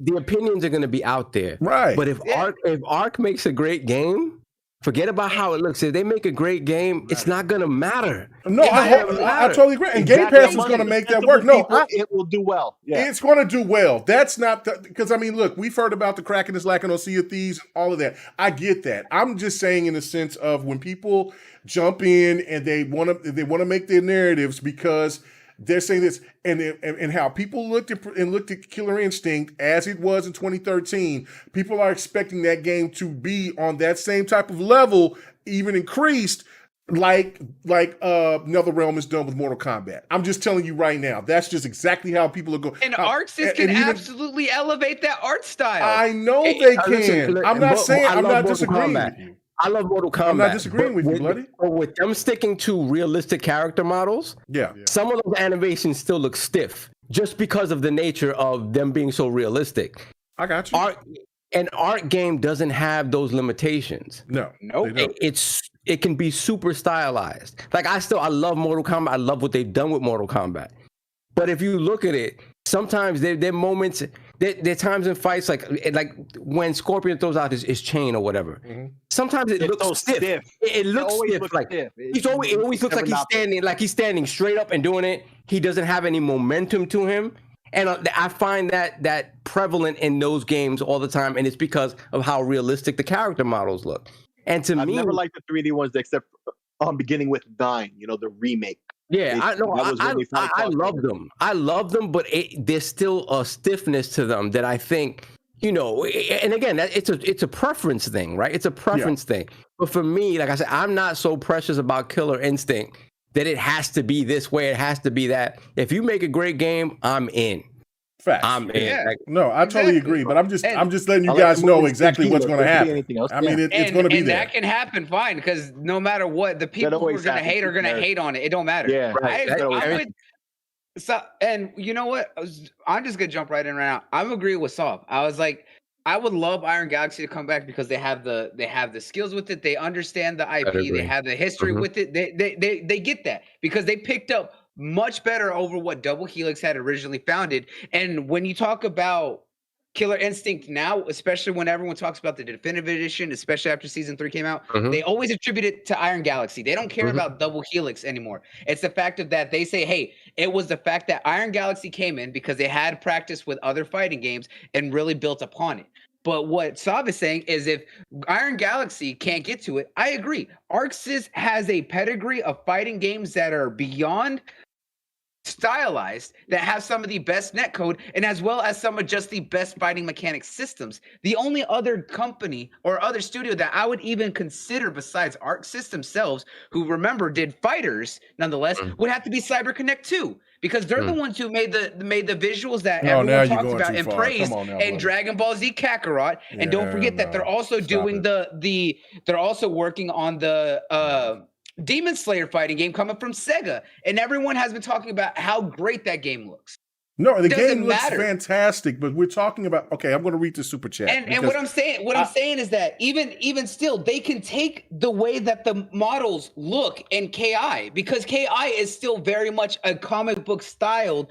But yes, they're heavily detailed. But you could still add that sort of manga-esque cell shaded graphics and still have it's like that CG very look. similar look to what KI already has. That's not an issue. I'm not. As for me, as me been screaming and touting for another KI, and me being going out there and putting myself out there saying that there will definitely be another KI. If there would be only one of those games that will come back from the Xbox One era, KI would be that one.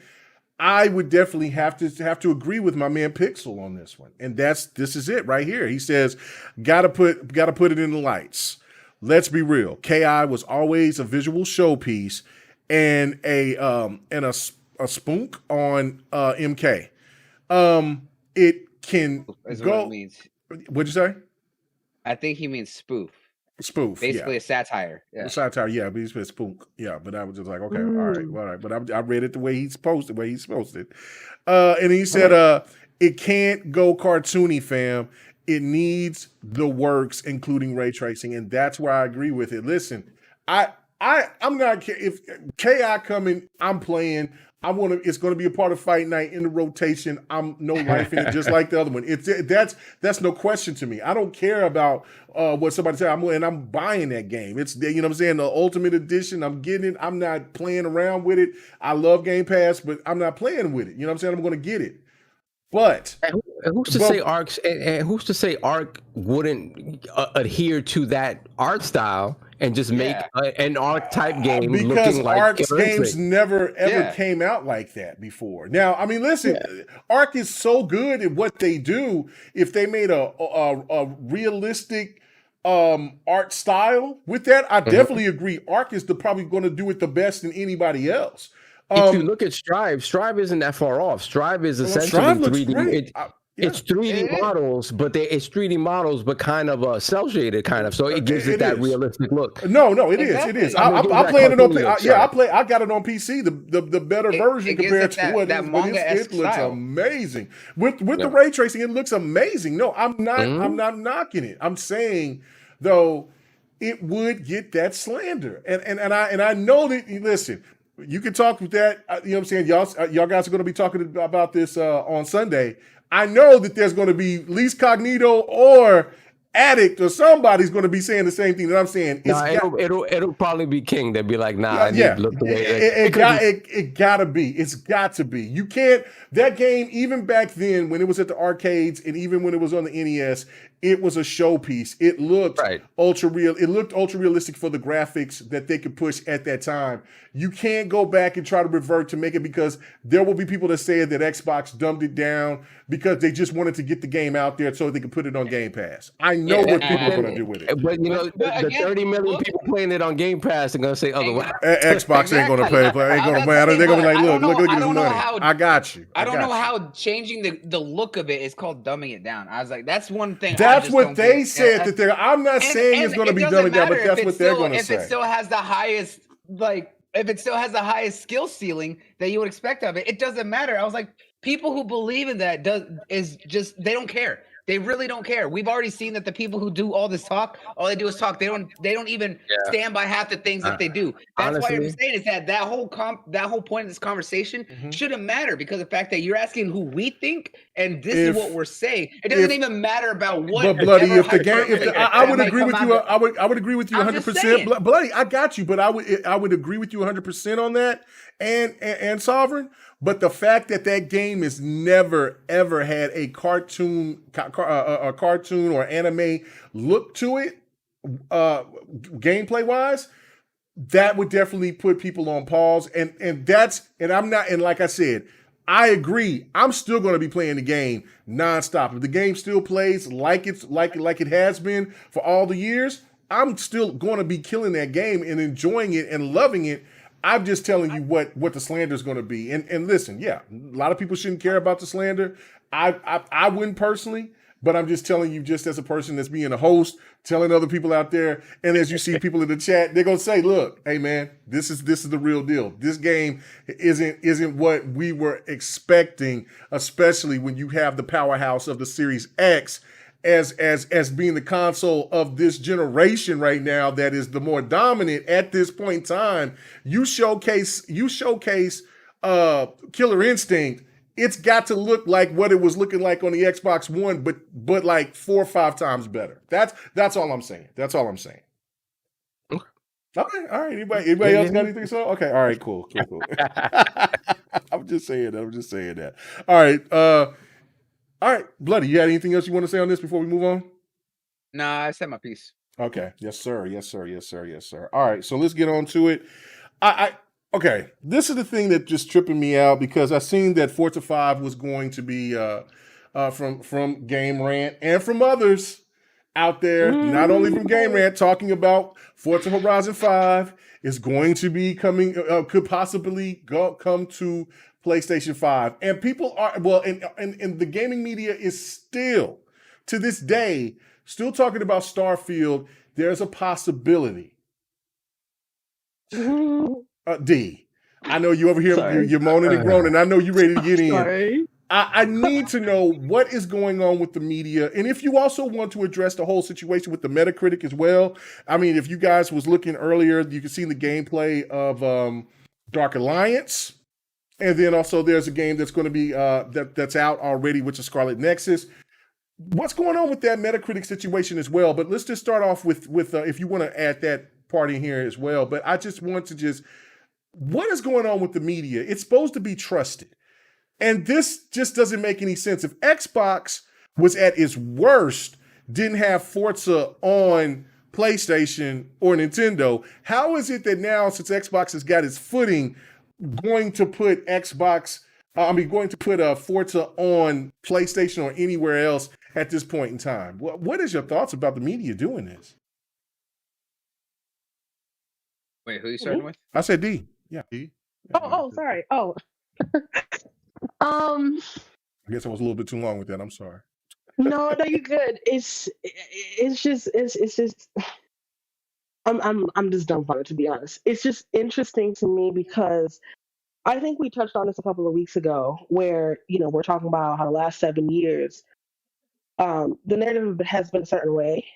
And Forza, to be honest, I am surprised to see rumblings and such of it coming to a different platform, because for the longest time what I've been seeing is all you guys have is Forza, Halo, and Gears, as if those are small things to have. But either way, that's what I've been seeing, is all you guys have is this, and kind of downplaying the significance. But I just feel it's one of those things again that, for so long it's been, if you're on a certain platform, you got the multi-plats and you got the exclusives that you wanted. And then you kind of downplayed or disliked or just genuinely did not have interest in what Xbox is offering, which is fine, different strokes, different folks, all that. But now we're at a point in 2020, 2021, where people have been having, strong feelings, strong alliances, with a piece of plastic that they bought. And now they're seeing something that interests them, grabs their attention, and they're kind of being told almost for the first time, like, yeah, your system can't play it. So I'm seeing it in two ways. I'm seeing it where it's just like the same old downplay, but then there's the other side of it where it's just like, hey, it actually might come, because why would it not? For this much time, almost a decade, anything I wanted to play, I had access to, and now there's something that I want to play and I can't play it. Like, it's just not computing, for lack of a better word. I find it hilarious, not to be rude, because since PS3 and before that I was only PlayStation, I've always had both systems. So, not to be rude, I can't relate. And developers made no qualms about it either. Like, if you want this that we have on PlayStation, save up $300 and buy a PlayStation. Like, sucks to be you if you don't buy a PlayStation. And now that's not the main focus. That's not the main narrative, and it's kind of shaking things up a little bit. And it's just, it's just interesting to see that, like I said last week, some people really feel, whether they want to admit it or not, consciously or subconsciously, that they only like exclusivity when it includes them. Now it's not including them, and it's a problem. Very much entitled. Entitlement. Yep. And if you ask me, there's hypocrisy because Who is that? Week, like with most recently the Avengers, it's a multi-platform game. Yet Spider-Man was only on PlayStation, and the dev was like, "Sucks to be you. Buy a PS4 or PS5." Now Starfield is going to be Xbox exclusive, which everybody, Sarah Bond, Phil Spencer, reiterated. Looky here, Xbox only. People are still like, so PS5 won, and I'm just like, y'all can't hear, y'all can't read. I don't understand the disconnect. And then Hines said what he said, and then Microsoft came back and was like, "Dead that. We're not apologizing. Get your shit together." It's just, I don't know. I don't know. It's just, I just sit back and laugh like, so y'all can ditch it but can't take it. I mean, we're all adults, but damn, like you're not even getting the brunt or the equivalent of what you've been pushing for the last 7 to 8 years. And now all they're saying is, okay, this is where you can get it. What happened to them PCs y'all talking about when Xbox it was going to PC? Now it's not coming to your console. I just don't be understanding. I try to see the logic. I'm not seeing it. It's just funny though. I'm sorry. No, you made But a really great point. I don't know why they're talking about Forza because PlayStation has Gran Turismo, which nothing is wrong with that. Like, I've played it. Polyphony Digital does great shit from the stuff what I've seen in the last couple of years. So I'm not sure why there are media outlets who are just like, so it might come to PS4, PS5. That's odd. That's a great point. I never really thought of it that way. I mean, yeah. Like, I don't know about y'all, but Twitter's toxic, but it's also entertaining. It's like a train wreck you can't look away from. So people are just like, all y'all guys, Gears, Forza, and Horizon. If that's the case, why do you want it so badly? Like, what's the disconnect? I don't. What was you gonna say? Something, Sarver? It's like, no, I'm just laughing because it's like, it's the 5 stages of grief, and they're still in stage 1. It's still a mad denial. Like, I don't see how you're dogging Xbox on one side, but then writing articles like dissertations about how it might come to your console, which isn't. I don't. Yeah, I mean, it's crazy. No, I mean, that's the thing to me that just blows my mind. I mean, go ahead, Sarver. What was you gonna say? I mean, yeah, just to jump in, like, very valid points. Like, it's kind of mind blowing that the conversation still continues. So I think on the media side, right? I mean, I'm looking at the Game Rant article right now. Right. A lot of this stuff is just clickbaity stuff because it's the title to get you in there to go see what they're arguing. Right. And when you read the actual article, at no point in time it doesn't make any argument about it. It just says, "Oh, I don't think it's coming." That's what it's. What? It is a title to tell you to get you to go there. Mm-hmm. And as I read this article, at no point in time was there any argument made as to why it could. It's just telling you, I don't think it's happening. So it's clickbait to get you there. That is it.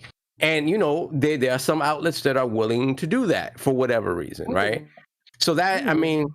They know exactly what reason it is. Exactly. It's to get people there and get people talking and just listen. Money. Money. Clicks, money, and whatchamacallit? Basically, ad revenue. It is a train wreck that people like to watch. People love to watch this train wreck. Yeah, absolutely right. Like, but it's so us as people that are close to the industry and always following it and paying attention to it need to sort of parse out the truth from the BS. And when you see stuff like this, at the end of the day, if you know what's going on, this is an impossibility. The only way these games are ever in any way, shape, or form will be on a PlayStation platform is if Game Pass is on that platform. Right. Fact. Exactly. That's it. 100%. And that's waving a white flag anyway. That is waving the white flag. And the thing is, and then you have to think about it this way, right? If Game Pass is on that platform, right? If it's on any other platform other than an Xbox platform and like an Xbox console or a PC, then you're talking about cloud gaming, right? Yep. So then Sony would have to accept essentially getting an inferior version of each game in the cloud on their console, as opposed to getting a native game, which it would not happen. Microsoft is not making a PlayStation version of any of these games ever. It's done. That's not happening. Yep. So it would be cloud. And that's the only way it would ever happen. So the people that really are in denial, that think some way, shape, or form this is happening, that's the only way. Yeah. That's the only way. And beyond that, sorry, I'm under the weather, and every time I talk too much, my throat starts going crazy. You on your Marco Rubio right now. You got to get some water. I got you. It's all good. Yeah. So I tell you, it's crazy the lengths that people go to just get people to go to their articles. Like, honestly, looking at this, it's disgraceful. Like, it's disgraceful that you put that title and then people go to it expecting, even if it is just off the wall, like, theories about how it could happen. Cool, that's interesting. This is nothing. It really is. So I don't know. I'm tired of it as well. Yeah, no, I mean, it's just sickening. I mean, I go ahead, Bloody. Go ahead. Say what you're going to say. The thing about it, right? Talk about it. As D brought up a good point, is that people love to be on the quote unquote winning team. They love to talk about exclusivity when they're the ones getting it. When they had all the quote unquote biggest hits, all these game of the year contenders, especially anything that was exclusive, such as what we saw with Persona 5, and they can use it for whatever pissing contest that they want to have at that time. The thing about it is that they don't realize that at the end of the day, this is a business. These companies are going to make decisions and go after acquisitions that help them. They were all hyped up when Xbox was no longer able to get anything that Insomniac made, even though we had, Sunset Overdrive, and for what, almost an entire generation, they hated on Sunset Overdrive, saying it was stupid, it was kiddie. They don't know how Insomniac made that, but now that they were acquired and Sony went out and bought and now own the IP with Insomniac, right? And they went ahead and did the re-registration for it. There may be a Sunset Overdrive 2, and suddenly it's the hottest thing around, and now they want a remaster of Sunset Overdrive. It's like, okay, well, where was that 6-7 years ago when it first debuted? It wasn't on your console, so you immediately hated it, right? Okay, so now that it may come to your console of choice, now it's suddenly great. Okay, cool. And it's the same with even Xbox fans who hate on games that were on PlayStation first, and then later on, when it comes over, it's suddenly great. There was a lot of people who felt the same way when Hellblade was exclusive, when Nier Automata was exclusive, and as soon as it came over, we saw a lot of people who were absolutely flipping over to the other side saying, oh man, this is great. I'm so glad it's here now. It's like, oh, now that's no longer exclusive. It's great. But when it was, you hated it. Yes, there was people out there who absolutely were interested and said, you know what? I really like it. I can't play it though. It's not where I typically play. I'll just wait or, maybe never get a chance to. And then when it comes around, those same people at least stick to what they say. These people are not, because they want to believe in some lie delusion that keeps getting spread no matter what they're told. You heard it directly from the head of Bethesda and ZeniMax himself, when Pete Hines basically said, look, I'm sorry, but we're not going to do that because we're owned by them. It allows us to focus and make sure that everything is perfect for where it's going to be launching. I don't have to do this, but I'm going to out of the sheer niceties. And then you hear other execs saying, we don't have to say anything. We made the acquisition. We made the deal. We spent the money. It is what it is. Y'all already have games that they release, and we'll continue to support that. But if you want to play anything else, you have to get in our ecosystem, where our focus is, which is exactly what Phil said back when they finalized the acquisition, said, Bethesda and ZeniMax acquisitions was about putting exclusives where Game Pass is available. Is Game Pass on PlayStation? No, you're not going to get Bethesda games. Is Game Pass on Nintendo Switch? No, they're not going to get Bethesda games. If they want it, they have to get on wherever Game Pass is available. You got a phone? You can play it there through the cloud. Guess what? You don't need anything else. You have a PC? You can stream directly through your PC to play it. Guess what? You can do that. You don't like that? I was like, they have a very cheap digital console for you to get into to be able to play it there. Don't want that? Well, guess what? You're out of luck because of the fact that they're not going to do it any other way unless, like they talked about now, guess what? Game Pass is going to be directly on your TV because it's going to be a streaming app or through a streaming stick, kind of like what you see with like Roku and other things. If you don't even want to go out of your way to get something like that, then that's your active choice to choose to actively not play these games because you have some sort of inept vendetta against another company because they own something.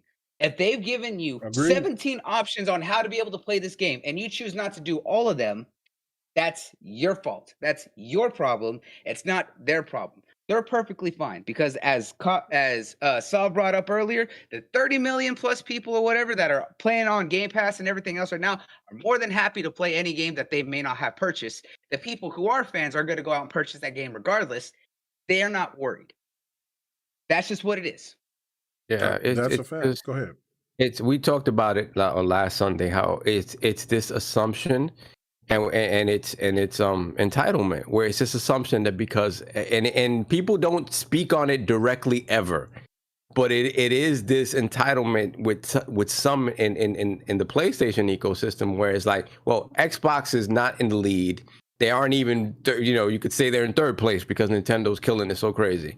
But oh yeah, their Switch is right. So it's like, it's that thing where it's like, no, they have to. There's no way you take any game of theirs and make it completely exclusive to their platforms. No, they can't do that. They can't get away with doing that because they're not in the lead, right? When PlayStation does it, there's no problem. Like when Xbox got the 1 year exclusivity on Rise of the Tomb Raider, people went bonkers over that. Right. Bonkers over it. Yeah. Yep. Yeah. I talked about that a couple of weeks ago about the Tomb Raider situation. Like, okay, so they, Tomb Raider was held back for a year exclusivity on Xbox, but then everybody lost their mind. I mean, I remember when Hip Hop Gamer and them was like drilling Square Enix to basically just say, you need to say it, that it's either exclusive or it's not. And the guy couldn't.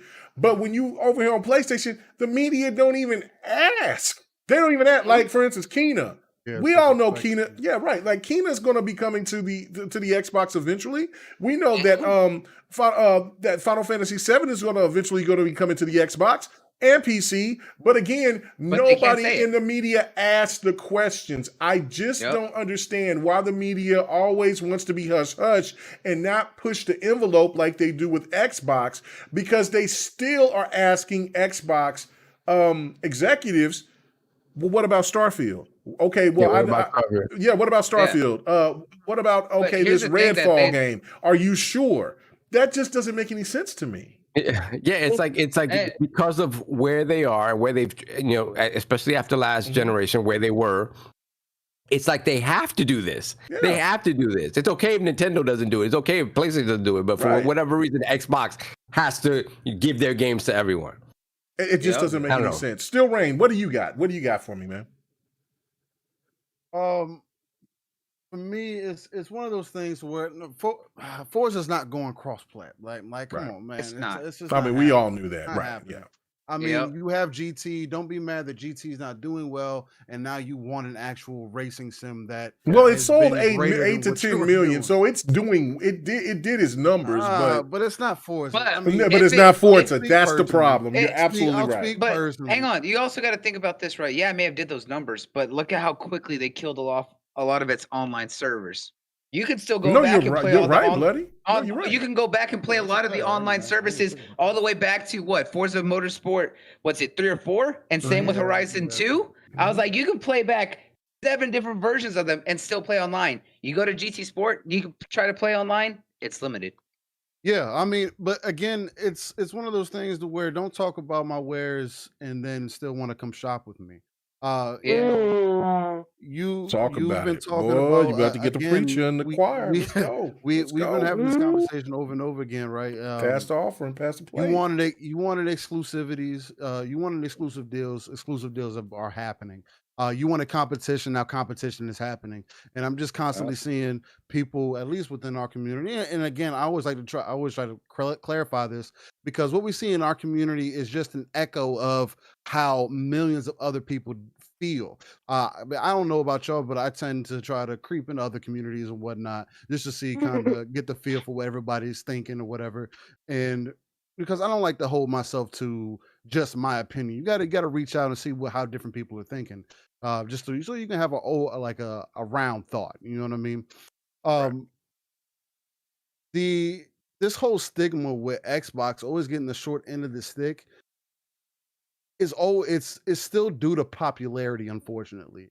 And until we get out of the stigma of or the conversations of just talking about hardware sales, which we're starting to kind of see that with Game Pass growing in numbers and more people finding out about the service and whatnot. And even you have the heads of Sony coming out and saying, hey, it's more about how many people we actually have within our service. You kind of see the turnaround. But at the same time, you're going against the competition. Your competition is someone who's been looking at this since 2013 as we've been moving into this digital age. Realistically, since 2010, I was like, that's when they started doing the cloud savings. Facts. And that's even taking it further. So you already, even with that, Bloody, you speaking 100% facts, because that even shows you that this has been a plan for the last decade, and you're just now wanting to admit to your services. To me, Microsoft has always been beholden to the fact that they can keep consumers within their services. They saw that within gaming and said, let's try this.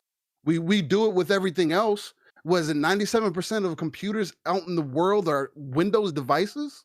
Yes. You see what they're doing with Windows 11. That's why PK and SICK feel like it's a big deal, because it is. There's so many things that are being implemented with each other. The fact that Bonnie Ross got on there with the not Bonnie Ross, sorry, Sarah Bond. Excuse me, wrong lady. More important chick. Sarah Bond, disrespectful. Wow. Come on. Come on, man. Why you got wait, man? Hold on. Bonnie Ross is in charge of Halo. What is wrong with you? But Sarah Bond is very important, no doubt. In charge of Halo. Come on. Speak on, Steel. No, I thought Bonnie Ross is the boss. Big Daddy Stanton did when he came in the building. Come on, man. Bonnie Ross is the woman, man. Come on, man. Kiki Wolfkill. Come on, man. Lead them, man. That's my ladies right there. The Sarah Bond. Hey. Shout out to Kiki Wolfkill. She told me, she said, hey, I said, hey, man, could you just say this for me once? Can you say this for me one time? I say hashtag save block. And she said, hashtag save block. I said, yes, let's go. Kiki, that's what I'm talking about. All right, go ahead, man. But seeing Sarah Bond also be a part of that Microsoft, that Windows 11 little spiel that they did, kind of solidified the fact of where Microsoft is going, with them fully realizing that gaming is a pillar of what they are doing. They like, that was a key note of that whole conference that they had the other day. Where you're seeing how much Xbox is being integrated into just Windows naturally now. Not that it's kind of there now, where I can just turn on my controller, hit the guide button, and my Xbox environment comes up. So they're already working into that process, especially seeing what they're doing with cloud and everything. But that's neither here nor there. But it's one of those things where you wanted competition. Again, here's the competition. Don't complain about the milk being sour now. You wanted people to buy, this entire since gaming existed, you've always had to buy consoles for whatever game that you wanted to play. If you see a game on the other side that gives you a reason to invest in that ecosystem, then go get that game. Why? I've never understood why people hold themselves back, and a lot of people within our community, more specifically, I could just speak to that, or people that are either born in the 90s or older, from what I've noticed. So it's not like the 90s. It's not like we're talking to the super young cats either. And I feel like that's something that we kind of disregard a lot. You know what I mean? Yes. It's, you know, at the end of the day, this whole exclusive shit doesn't matter. Why don't you want Sony to have a Game Pass like service to compete with what Xbox is doing? Would just be more beneficial. You're saying that it's a rent service, but people are buying more games than ever because of Game Pass. I can speak for myself. There's games that I've played in Game Pass that I wouldn't have played if they weren't on Game Pass. It's like, why wouldn't you want to share that experience with your consumer also? Right. Instead of just arguing about which specific plastic box we're playing. Like Xbox has made that move and Microsoft has made that move and said, hey, we're trying to connect players. We're giving you more ways to play than anybody else is willing to at this point right now. You know what I mean? And they're the closest one to it. And y'all are just concerned about playing on your one platform. Again, that's why people see Sony as a single player platform. Yes. That's why when people talk about it, when I play my single player games, if I want to play Spider-Man, guess what? I'm playing it on a Sony platform. Or now, come to find out here soon, we'll see how quickly Spider-Man starts coming. PC. We'll see how quickly God of War starts coming. Yeah. And these games are going to, because they have to. And y'all can be sad about it all you want, but it has to happen. You want Sony to stay alive. You want Sony to compete in the fashion that they really need to. They need to bring these games to PC, and it doesn't hurt your platform because console players are not going to get PCs just because. It has never happened, and it will never be that way. That $2,000 disparity is there for a reason. Exactly. Right. You have to be willing to tinker. That's something I always tell people when they get PC. You got to be willing to tinker. Okay, it's not always perfect. Rain, this is the thing right here that lets you know about how some of these people like to fraud the public. Is this reason right here? When the 3080s, the 3070s, and the 3090s were available, even if you go back to what I have, like the 2060s to 2070s, you know what I'm saying, were available. Then we would have seen an influx of PlayStation gamers that talked about that they that they could play their Xbox games on PC. We would have seen a lot more homegrown PCs available from there. But once they seen that they couldn't get a PlayStation 5, look at that simple logic. Look at that. Right, like because they couldn't get a PlayStation 5. And then they were like, well, I can always fall back until I can get me a PlayStation 5 here at a later date. I still have my PC to where I can play Xbox games, I can play PC games, and I can play some PlayStation games, go back and play some of the classics. But you don't see that. And it's kind of like what Jay Slayer is saying in the chat. I disagree. I'm a console guy and I bought a laptop. Not saying that you wouldn't do that. That happens all the time also. But you have to keep the typical consumer in mind, right? The typical consumer doesn't want both. The typical consumer doesn't want to turn on the computer that they may work on a day-to-day basis and play games on it. Maybe you want to go in the living room with the 75, 55, whatever you got in there, screen that you spent your bread on, and play your games at a good quality. And we're getting systems that are complementing that. Finally crossing the barrier where things don't have to be, there doesn't have to be so much disparity between all these platforms and bringing interconnectivity to the forefront. That's what's important. You know what I mean? So it's like, Forza's not coming to PlayStation, man. Like, you have Gran Turismo. The exclusives are there for a reason. Yeah. We've been having this conversation. That's my thought on it. And the thing is, Brain, you hit it right. You hit it right in the head. But the funny thing about the argument that these people make about that they don't care to follow like whatever Microsoft is doing with Game Pass and stuff like that. What they fail to realize is that Sony's doing the exact same thing. Talk about it. They're doing the exact same thing. They're just not as well prepared as Xbox is right now. So they're going to give you some sort of a service at some point. Yes. They're going to give you that. It may not be as robust as Game Pass, but it's coming. The games they do put on PC are going to be closer to day and date. I don't know that will be day and date. Maybe we get there at some point, but they're going to be closer than a couple of years out. That's definitely going to happen. Yeah. So just be ready for that change to come because it is coming. They're just not as well prepared to do it as Microsoft. They sort of are a little bit behind the 8 ball in that regard, in which, Microsoft had a lot of foresight and obviously investment in this type of stuff early on. They've been investing in cloud and all this stuff for the longest time. They've had this sort of long-term vision for a long time, and it's just now that it's beginning to be implemented. And in PlayStation, I don't know if they rested on their laurels and they were like, "Oh, we're just going to keep selling games and making games the way we always have, and that's going to keep working." So that's why when PlayStation talks right now, a lot of the narrative has been, in direct contrast to whatever Xbox is doing. Oh, no, we're going to sell you $70 premium games that are going to be worth it. That Game Pass thing is different. And then little by little, that starts to change. And little by little, they start talking about these service-based games and service and rumors about a competitor to Game Pass coming out, because it is coming out. Be prepared, because it is coming out. So it's just a matter. And then when it happens, they're going to change the way they speak to you yet again. And you're going to be like, "Oh, you lied to me." Yeah, they lied to you because they were holding off until they were ready to tell you exactly what they're really doing.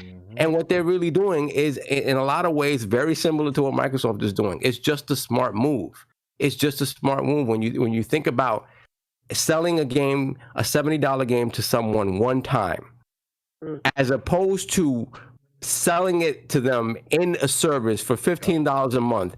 And if this person is in that ecosystem, let's say for minimum 5 years, they've paid for that game how many times over, right? If during the course of that time they only cared about a handful of games, they've paid for those games 5-6 times over. And it's not the same as selling it to them for one time at $70. Another thing about Game Pass is that because those games are in there in perpetuity, there's always an opportunity to bring it back up to the forefront. You can have a game that you released, and then 2 years later, give it some hot DLC. And because it's in Game Pass, now you have however millions of people be able to play it and try it out. And so what? To add on to that real quick, Sav, because I didn't mean to cut you off, is that there's been a couple. Don't look at Bloody trying to be respectful. And well, because of the fact that I respect Sav. You know what I'm saying? I mean, is that what it is? I mean, I don't know. It sounds like a little something else. I've been around you too long. I've been around you too long. It's okay. I could be rude to you, but not Sav. So to add on to the fact of what you just said, right? There's been one studio that has done that multiple times, right? There's been one studio that's done that multiple times for one of their biggest titles, and they've done it for each of their 3 releases, with a new one coming out this year. Do you know who I'm talking about? Wait, you come back because you broke up a little. Fat Shark. No, Fat Shark. Fat Shark is the devs behind Vermintide. Oh yeah, it's Warhammer everything. Warhammer everything. Warhammer everything. But they have done that 3 times with Vermintide 2 alone, because they launched in Game Pass over 2.5 years ago.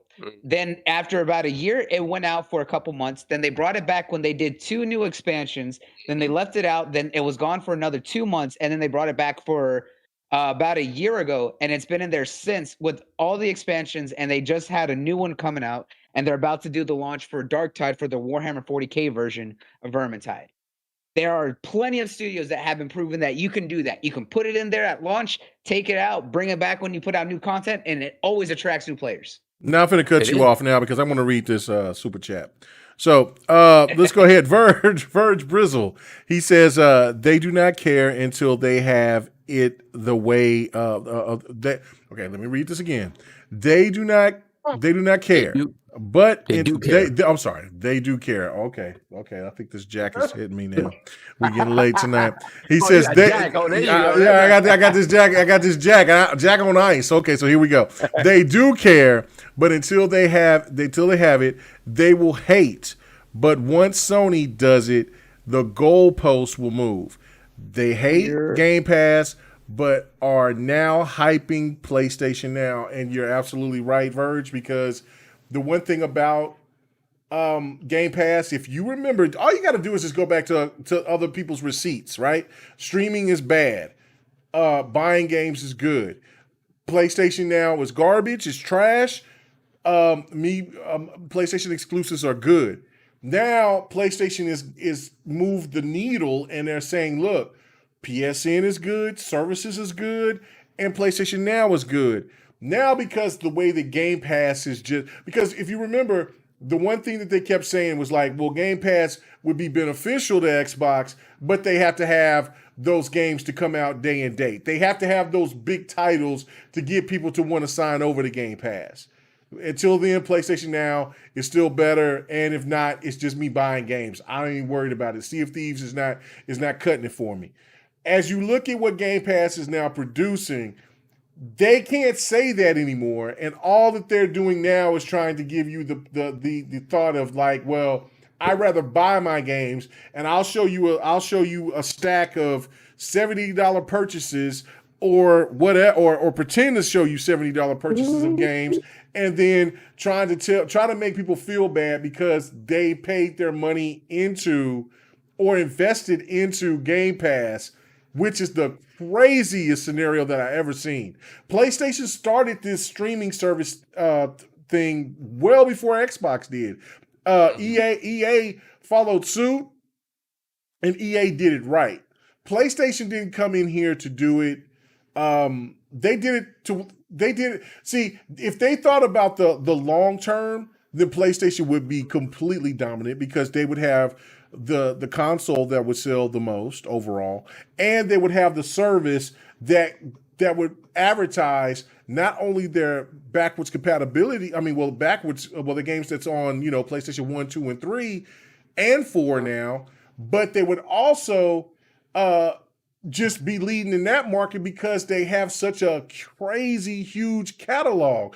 But because Sony just came in here and was like, man, we spent so much money on Gankai, we got to recoup this money, and we're going to just try to make as much money as we possibly can. So we're going to try to go ahead and have fools go ahead and catch this game. Final Fantasy, I forgot what it was. Was it Final Fantasy 10?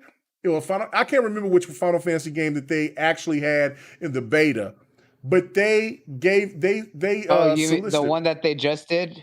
No. This is when they first advertised PlayStation Now, and they had it in the beta. PlayStation Now. Yeah, because I signed up to that beta, and they had that game out there for. That was I know. That was 14.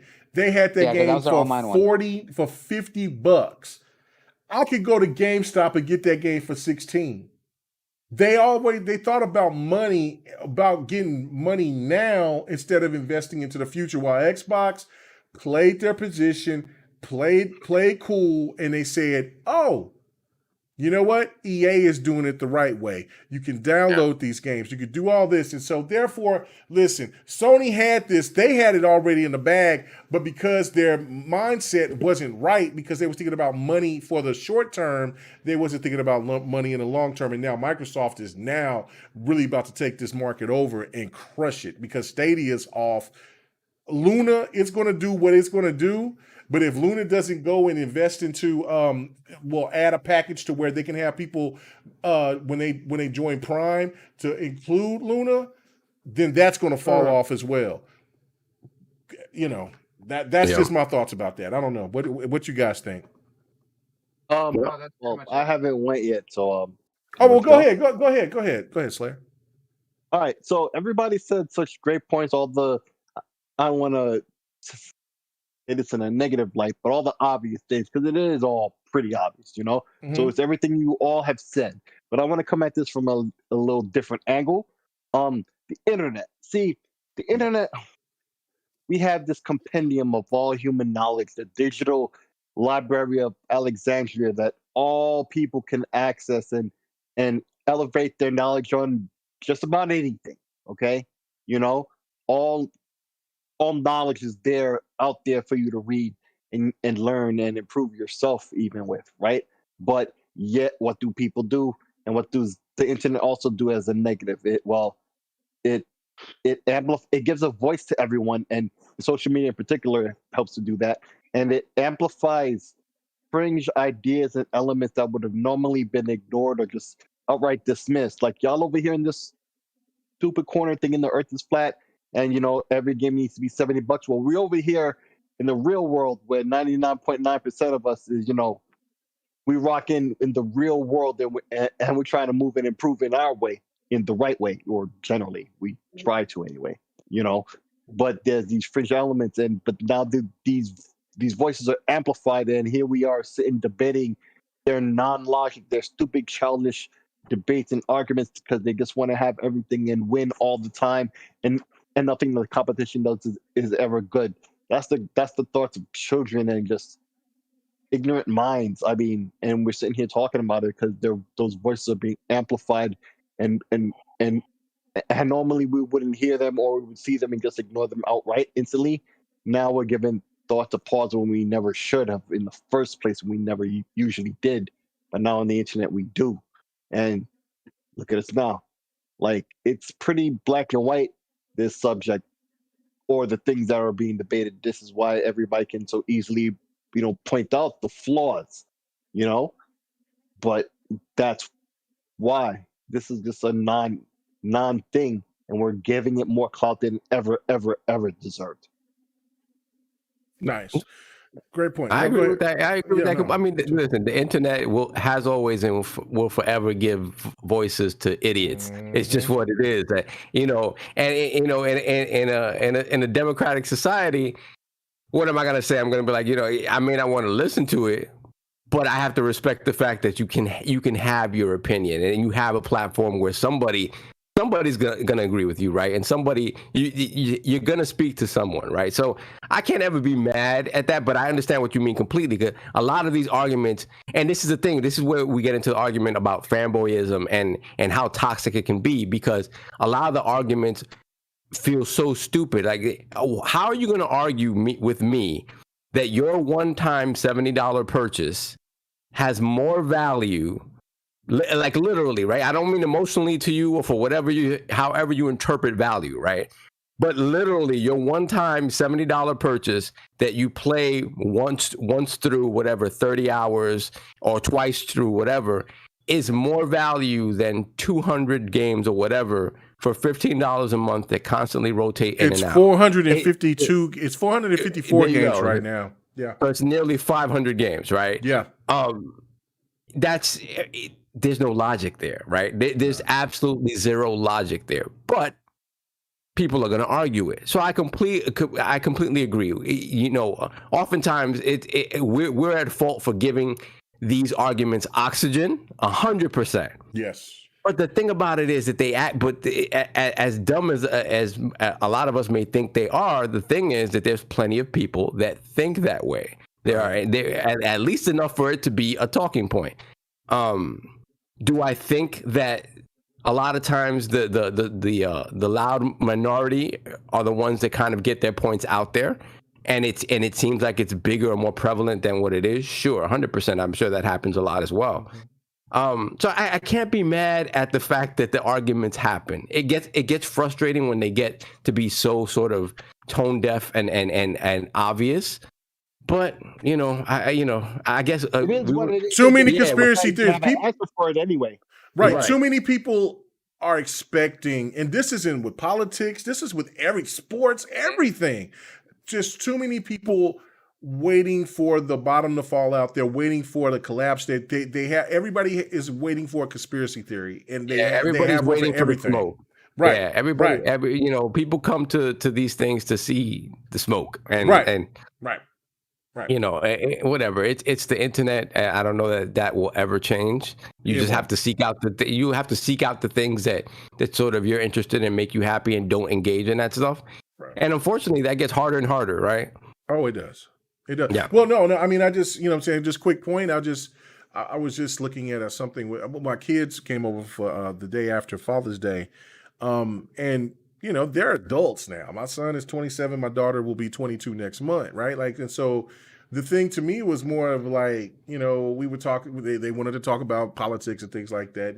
I'm all about my sports, video games, and politics. That's me. That's how it is, right? So we start talking, and so they started showing me shit from TikTok. Like, what are you doing? Oh Lord! Like, what are you doing? Like, don't do like TikTok. Man. That's how they get their news. That's how they get their news, and then of course, just like how people it makes me upset. I said this last night on the next podcast. So shout out to my boy Xbox448. I said this. I said it's crazy to me because we have Game Pass, and I'm over here playing Dark Alliance, and then people hit me up, and I don't have a problem with anybody can hit me up anytime. That's not what I was complaining about. What I complained about was, why are you asking me how the game plays when you have Game Pass as well? Just download the damn game. Download the game, bro. Just download it. Well, the reviews were garbage.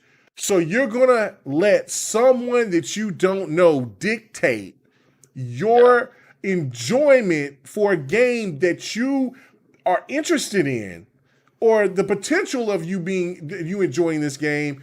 Just download it. It's not hurting you. It's not for free, of course, because of, you got to pay into it, but but you might be so invested into this game that you might buy it because you might love it that much. Why are you asking me? I could have a whole different thought process about how that game is. So just download it. And that's what I say to them. And then sometimes people don't respond back because they think I might be trying to be a ass to them, but that's not the case. I'm just like, that's the game. You get the Game Pass with me. So we can hook it up. So we can link up, and then we can play the multiplayer together or something. Like, that just blows my mind. Like, that's why I was talking about the situation with Killer Instinct, is that it is, where there's more people out here that's being more genuine, that's coming up out of the ranks. It's still, there's so many of the minority that has put a stain on a lot of logic, that it still has other people who are smart-minded still feel clouded because of the fact that there's just so many other people that they may follow that's all about the smoke and not about reality. That's what hurts everything, in my opinion. PK, I know you don't even want to care about, you want to talk about, PK's gone. Okay, because I was about to ask him about this. We was going to get into the last topic. We'll just go ahead. If we got a little time, then we will. But if not, because I want to be out of here in the next 20 some minutes. But I want to talk about Windows 11, because I was going to let him go first. Because I know that this was something that was near and dear to him. So I got to go to you, Slayer. You're going to have to hold it down for everybody, because this was one of the topics that he was all about. That was serious. That was sterner stuff. So let's talk about it. Let's talk about it right now. Windows 11, the good, the bad, the ugly. I will say this before you start. I've been a part of the Windows, kind of like what I do with Xbox. I'm a part of the Insiders program. Been a part of the Windows program for over a year. I got the indication that even though I got a build PC, it's could be considered maybe high end, mid end, whatever. I got a 2070. I got all the bells and whistles. Got a Ryzen 7, stuff like that, whatever. 32X. It told me that for Windows 11, it wasn't. It doesn't work.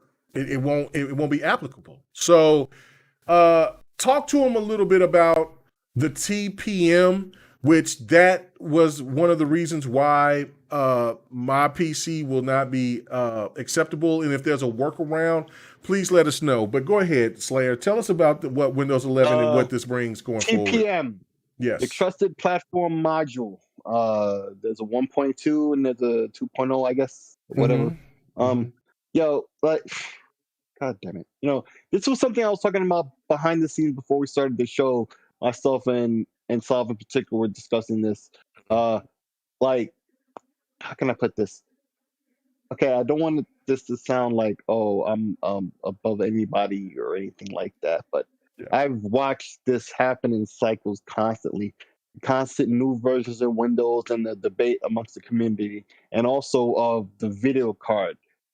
The cycle between AMD and previously ATI and NVIDIA, and the timing, the dance they had between generations of video cards and the competition between them. I feel in the greater community now, it's like they're all observing this, and this is like their first rodeo, like their first rodeo, and they have no history in those two regards. And so, here we go again with Windows. Early news coming out, they show it off, and it's going to be some changes. Some things are going to be left behind. Some things are changing up, and this is one of the more drastic ones. Windows, when they started with Windows 10, let's say, that was a bit of a transition for a lot of the older, more venerable functions that had been there unchanged for many versions, many revisions, particularly the control panel. We have that settings section now, right? All different types of apps, support for touch, this and that, and more like OS 10 in recent years, they've had the one Windows 10, and they iterate on that.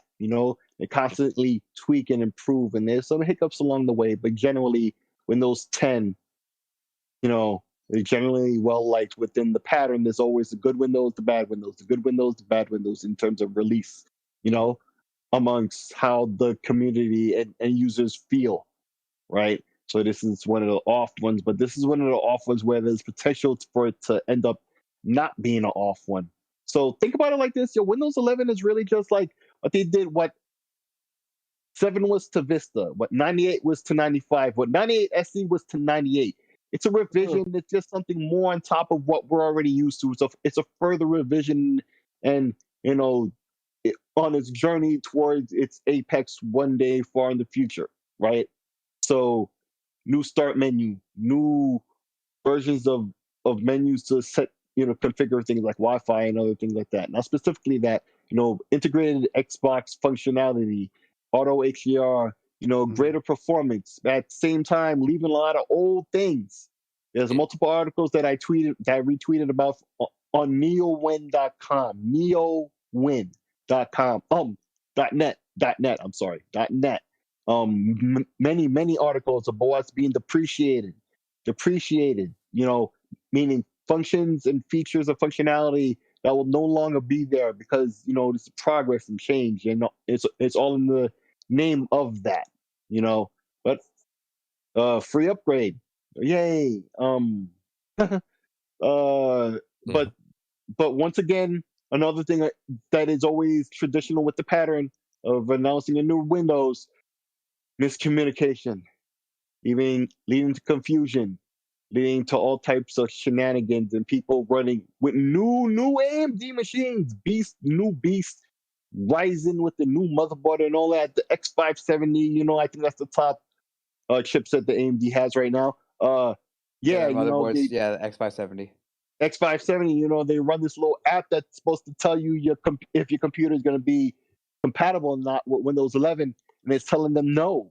And what the hell? The latest and greatest don't rock? How can this be? Well, obviously that's not true. Most machines will be just fine, folks. Most machines will be just fine. Let me repeat. It's a whole thing now where, well, in that example with that guy, hey, some folks said, hey, switch this setting in your BIOS, run it again, you'll see you'll pass. Indeed, he passed. Many other people with other combinations of hardware tried the same thing and it worked for them too. And it was in that whole thread. I forget where that was, maybe on Twitter or some other forum or whatever, that was brought to your attention to the wider internet on Twitter or whatever. But there's more information now, and there's plug-in TPM modules you could have gotten, but scalpers are, these were little $10, $15 devices now being scalped for like $100, gone off of Amazon and on eBay, tough to find. I bet you they're $150 by now, because the articles I was reading about 100 was like 5-6 hours ago. Who knows? Suffice to say, don't worry about the TPM thing. It's TPM 1.2 most folks have, I believe, or something like that. This is just far overblown. A lot needs to be said and understood first, but just like what happened with Vista. How's it overblown when I'm in the insiders group? I would have had this week or next week, and it's telling me that my PC is not, because I don't have the TPM that I can't have. He was just saying. All right. literally there have been shown fixes on the information just not coming out right. That's what it is. Yeah, Okay, go ahead. Go ahead, miscommunication, Sid. Okay. and not giving out the information properly and accurately, because the page with the app, and the app will tell you that, yeah, but then when you look at the actual technical press release they put out, when they break it all down, it says the complete opposite. TPM 2.0 is not required for Windows 11. 1.2, I believe, is. Most have that. And TPM probably won't even be an issue even if you don't have that. That's also explained there. It's not. This is why I say it's not an issue, because they say it's not an issue on the proper paperwork says this. So there's a lot that needs to be clarified and explained, and people need to get this code in their hands and demo it and actually run it and see what is and what isn't. Because as we see, even though I'm defending, so-called the actual paperwork, who knows until we actually try it, no matter what the reputation with the release and communication ever was. So Windows 11, it's a thing that's coming. Windows evolving as it always does, and everybody's going to want to be on that train. And this is what all the concern is about with this whole TPM situation. It's overblown, but a lot more information needs to be put out before people can really say yay or nay. But yeah, Windows is evolving to the future with some much needed and amazing features. The one thing I know everybody else is probably going to want to discuss about is how now Xbox features are coming into Windows instead of vice versa. But it's all been the same platform since forever now. Like, Xbox was always truly about not only performance, high-end PC-esque performance, but also PC-style features brought into the console world that the console world never had before. Surround sound, online high-speed internet, voice chat, which even the PC didn't really have, and influenced the PC to also push that direction, because that was very, very rare even on PC. All these other things that it's a give and take, and this is just another. It's cyclical once again. So now Xbox is actually influencing Windows, and it's just a thing that's evolving. So Windows 11 coming soon this year, this holiday. Everybody's wanting to get it, and if you want to go forward with the ecosystem Microsoft has, you generally want to be there, but the store at very least will be upgraded on Windows 10 as well. So yeah, to coming. 10 2.5 or whatever. Yeah. Yep. Okay. Let me read these super chats. AJ Felton, he says, shout out to the GRG crew. Other shows spewing BS about Game Pass. Y'all keeping it real, no doubt. Always. That's, we tend to try to keep it real as much as possible. Sir X-Man in the chat, he says, sorry late to the party. Let's go GRG.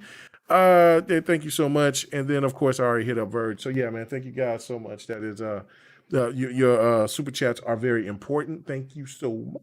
But anybody else want to elaborate or want to talk about this? Because, I thought this was going to be a long discussion just between two people, because I don't care that much. Listen, even if I could be an insider or not, and that's no disrespect to the Windows 11 situation and for the people who care about it. I just know for me is that it's like, okay, cool. I'm not going to use all the features, just like with my cell phone. I'm not going to use all the features. I'm just not. So anybody else want to come and give their thoughts about it? I understand this is a gaming podcast, so if anybody want to implement the gaming aspects of it with Xbox and Windows 11, please do. Go ahead, shout it out. Well, the biggest thing about Windows 11 is, as Sick mentioned, is that it's taking a lot of the new features that were implemented on the Xbox Series X and influencing it and building it into the operating system of Windows. You got to think that he mentioned that the console was always supposed to be a testing field for uniting a console based on a PC, and how a lot of those features kind of made over, as he mentioned, with the digital sound and everything else. But the thing is that ever since the launch of Windows 10, that's what has been operating the Xbox architecture for quite some time. You think about where it was at the launch of Xbox One, and how that was using a modified version of Windows 7 before, or Windows 8 before that transitioned over to 10. Then we saw how they redesigned the entire home and the operating system back in 2015 or 2016, and how it's just been a little bit more of smaller reiterations and only small updates to the operating system since they launched the Xbox One X, which was the last major update, and then what we got and kind of how they cleaned it up just before the Xbox Series X. This is showing that all of every aspect of Microsoft has finally been coming into play and uniting together. And the operating system has always been one of the key things. Now we're seeing how everything that was affecting the console is now affecting the PC, and how a lot of that is tying together. The biggest thing you look at, like you mentioned, auto HDR. So now Windows gaming, which now is going to be a lot better, is going to have that auto HDR to help one give better color, better lighting, better just look and feel to a lot of the games that you'd be playing on your PC. And as someone who's gotten into more PC games, that absolutely is a big thing, because you look at how any older game gets that auto HDR on the Series X and how much prettier it looks. Think about how much wider But how of many people's of monitors an effect. have HDR though? That's the question. Right. And that's the thing. I think when you talk about the auto HDR, when you talk about the direct storage API stuff, it is very dependent on your rig. It's It is not going to like be. Well, the direct storage, what that does is that it helps to offload a lot of the external work from the CPU based on the GPU. And you think that a lot of more common pre-built laptops, a lot of pre-built PCs that are being bought right now, a lot of that is going to be in that mid-range that's a lot more affordable. And there's going to be some lower end.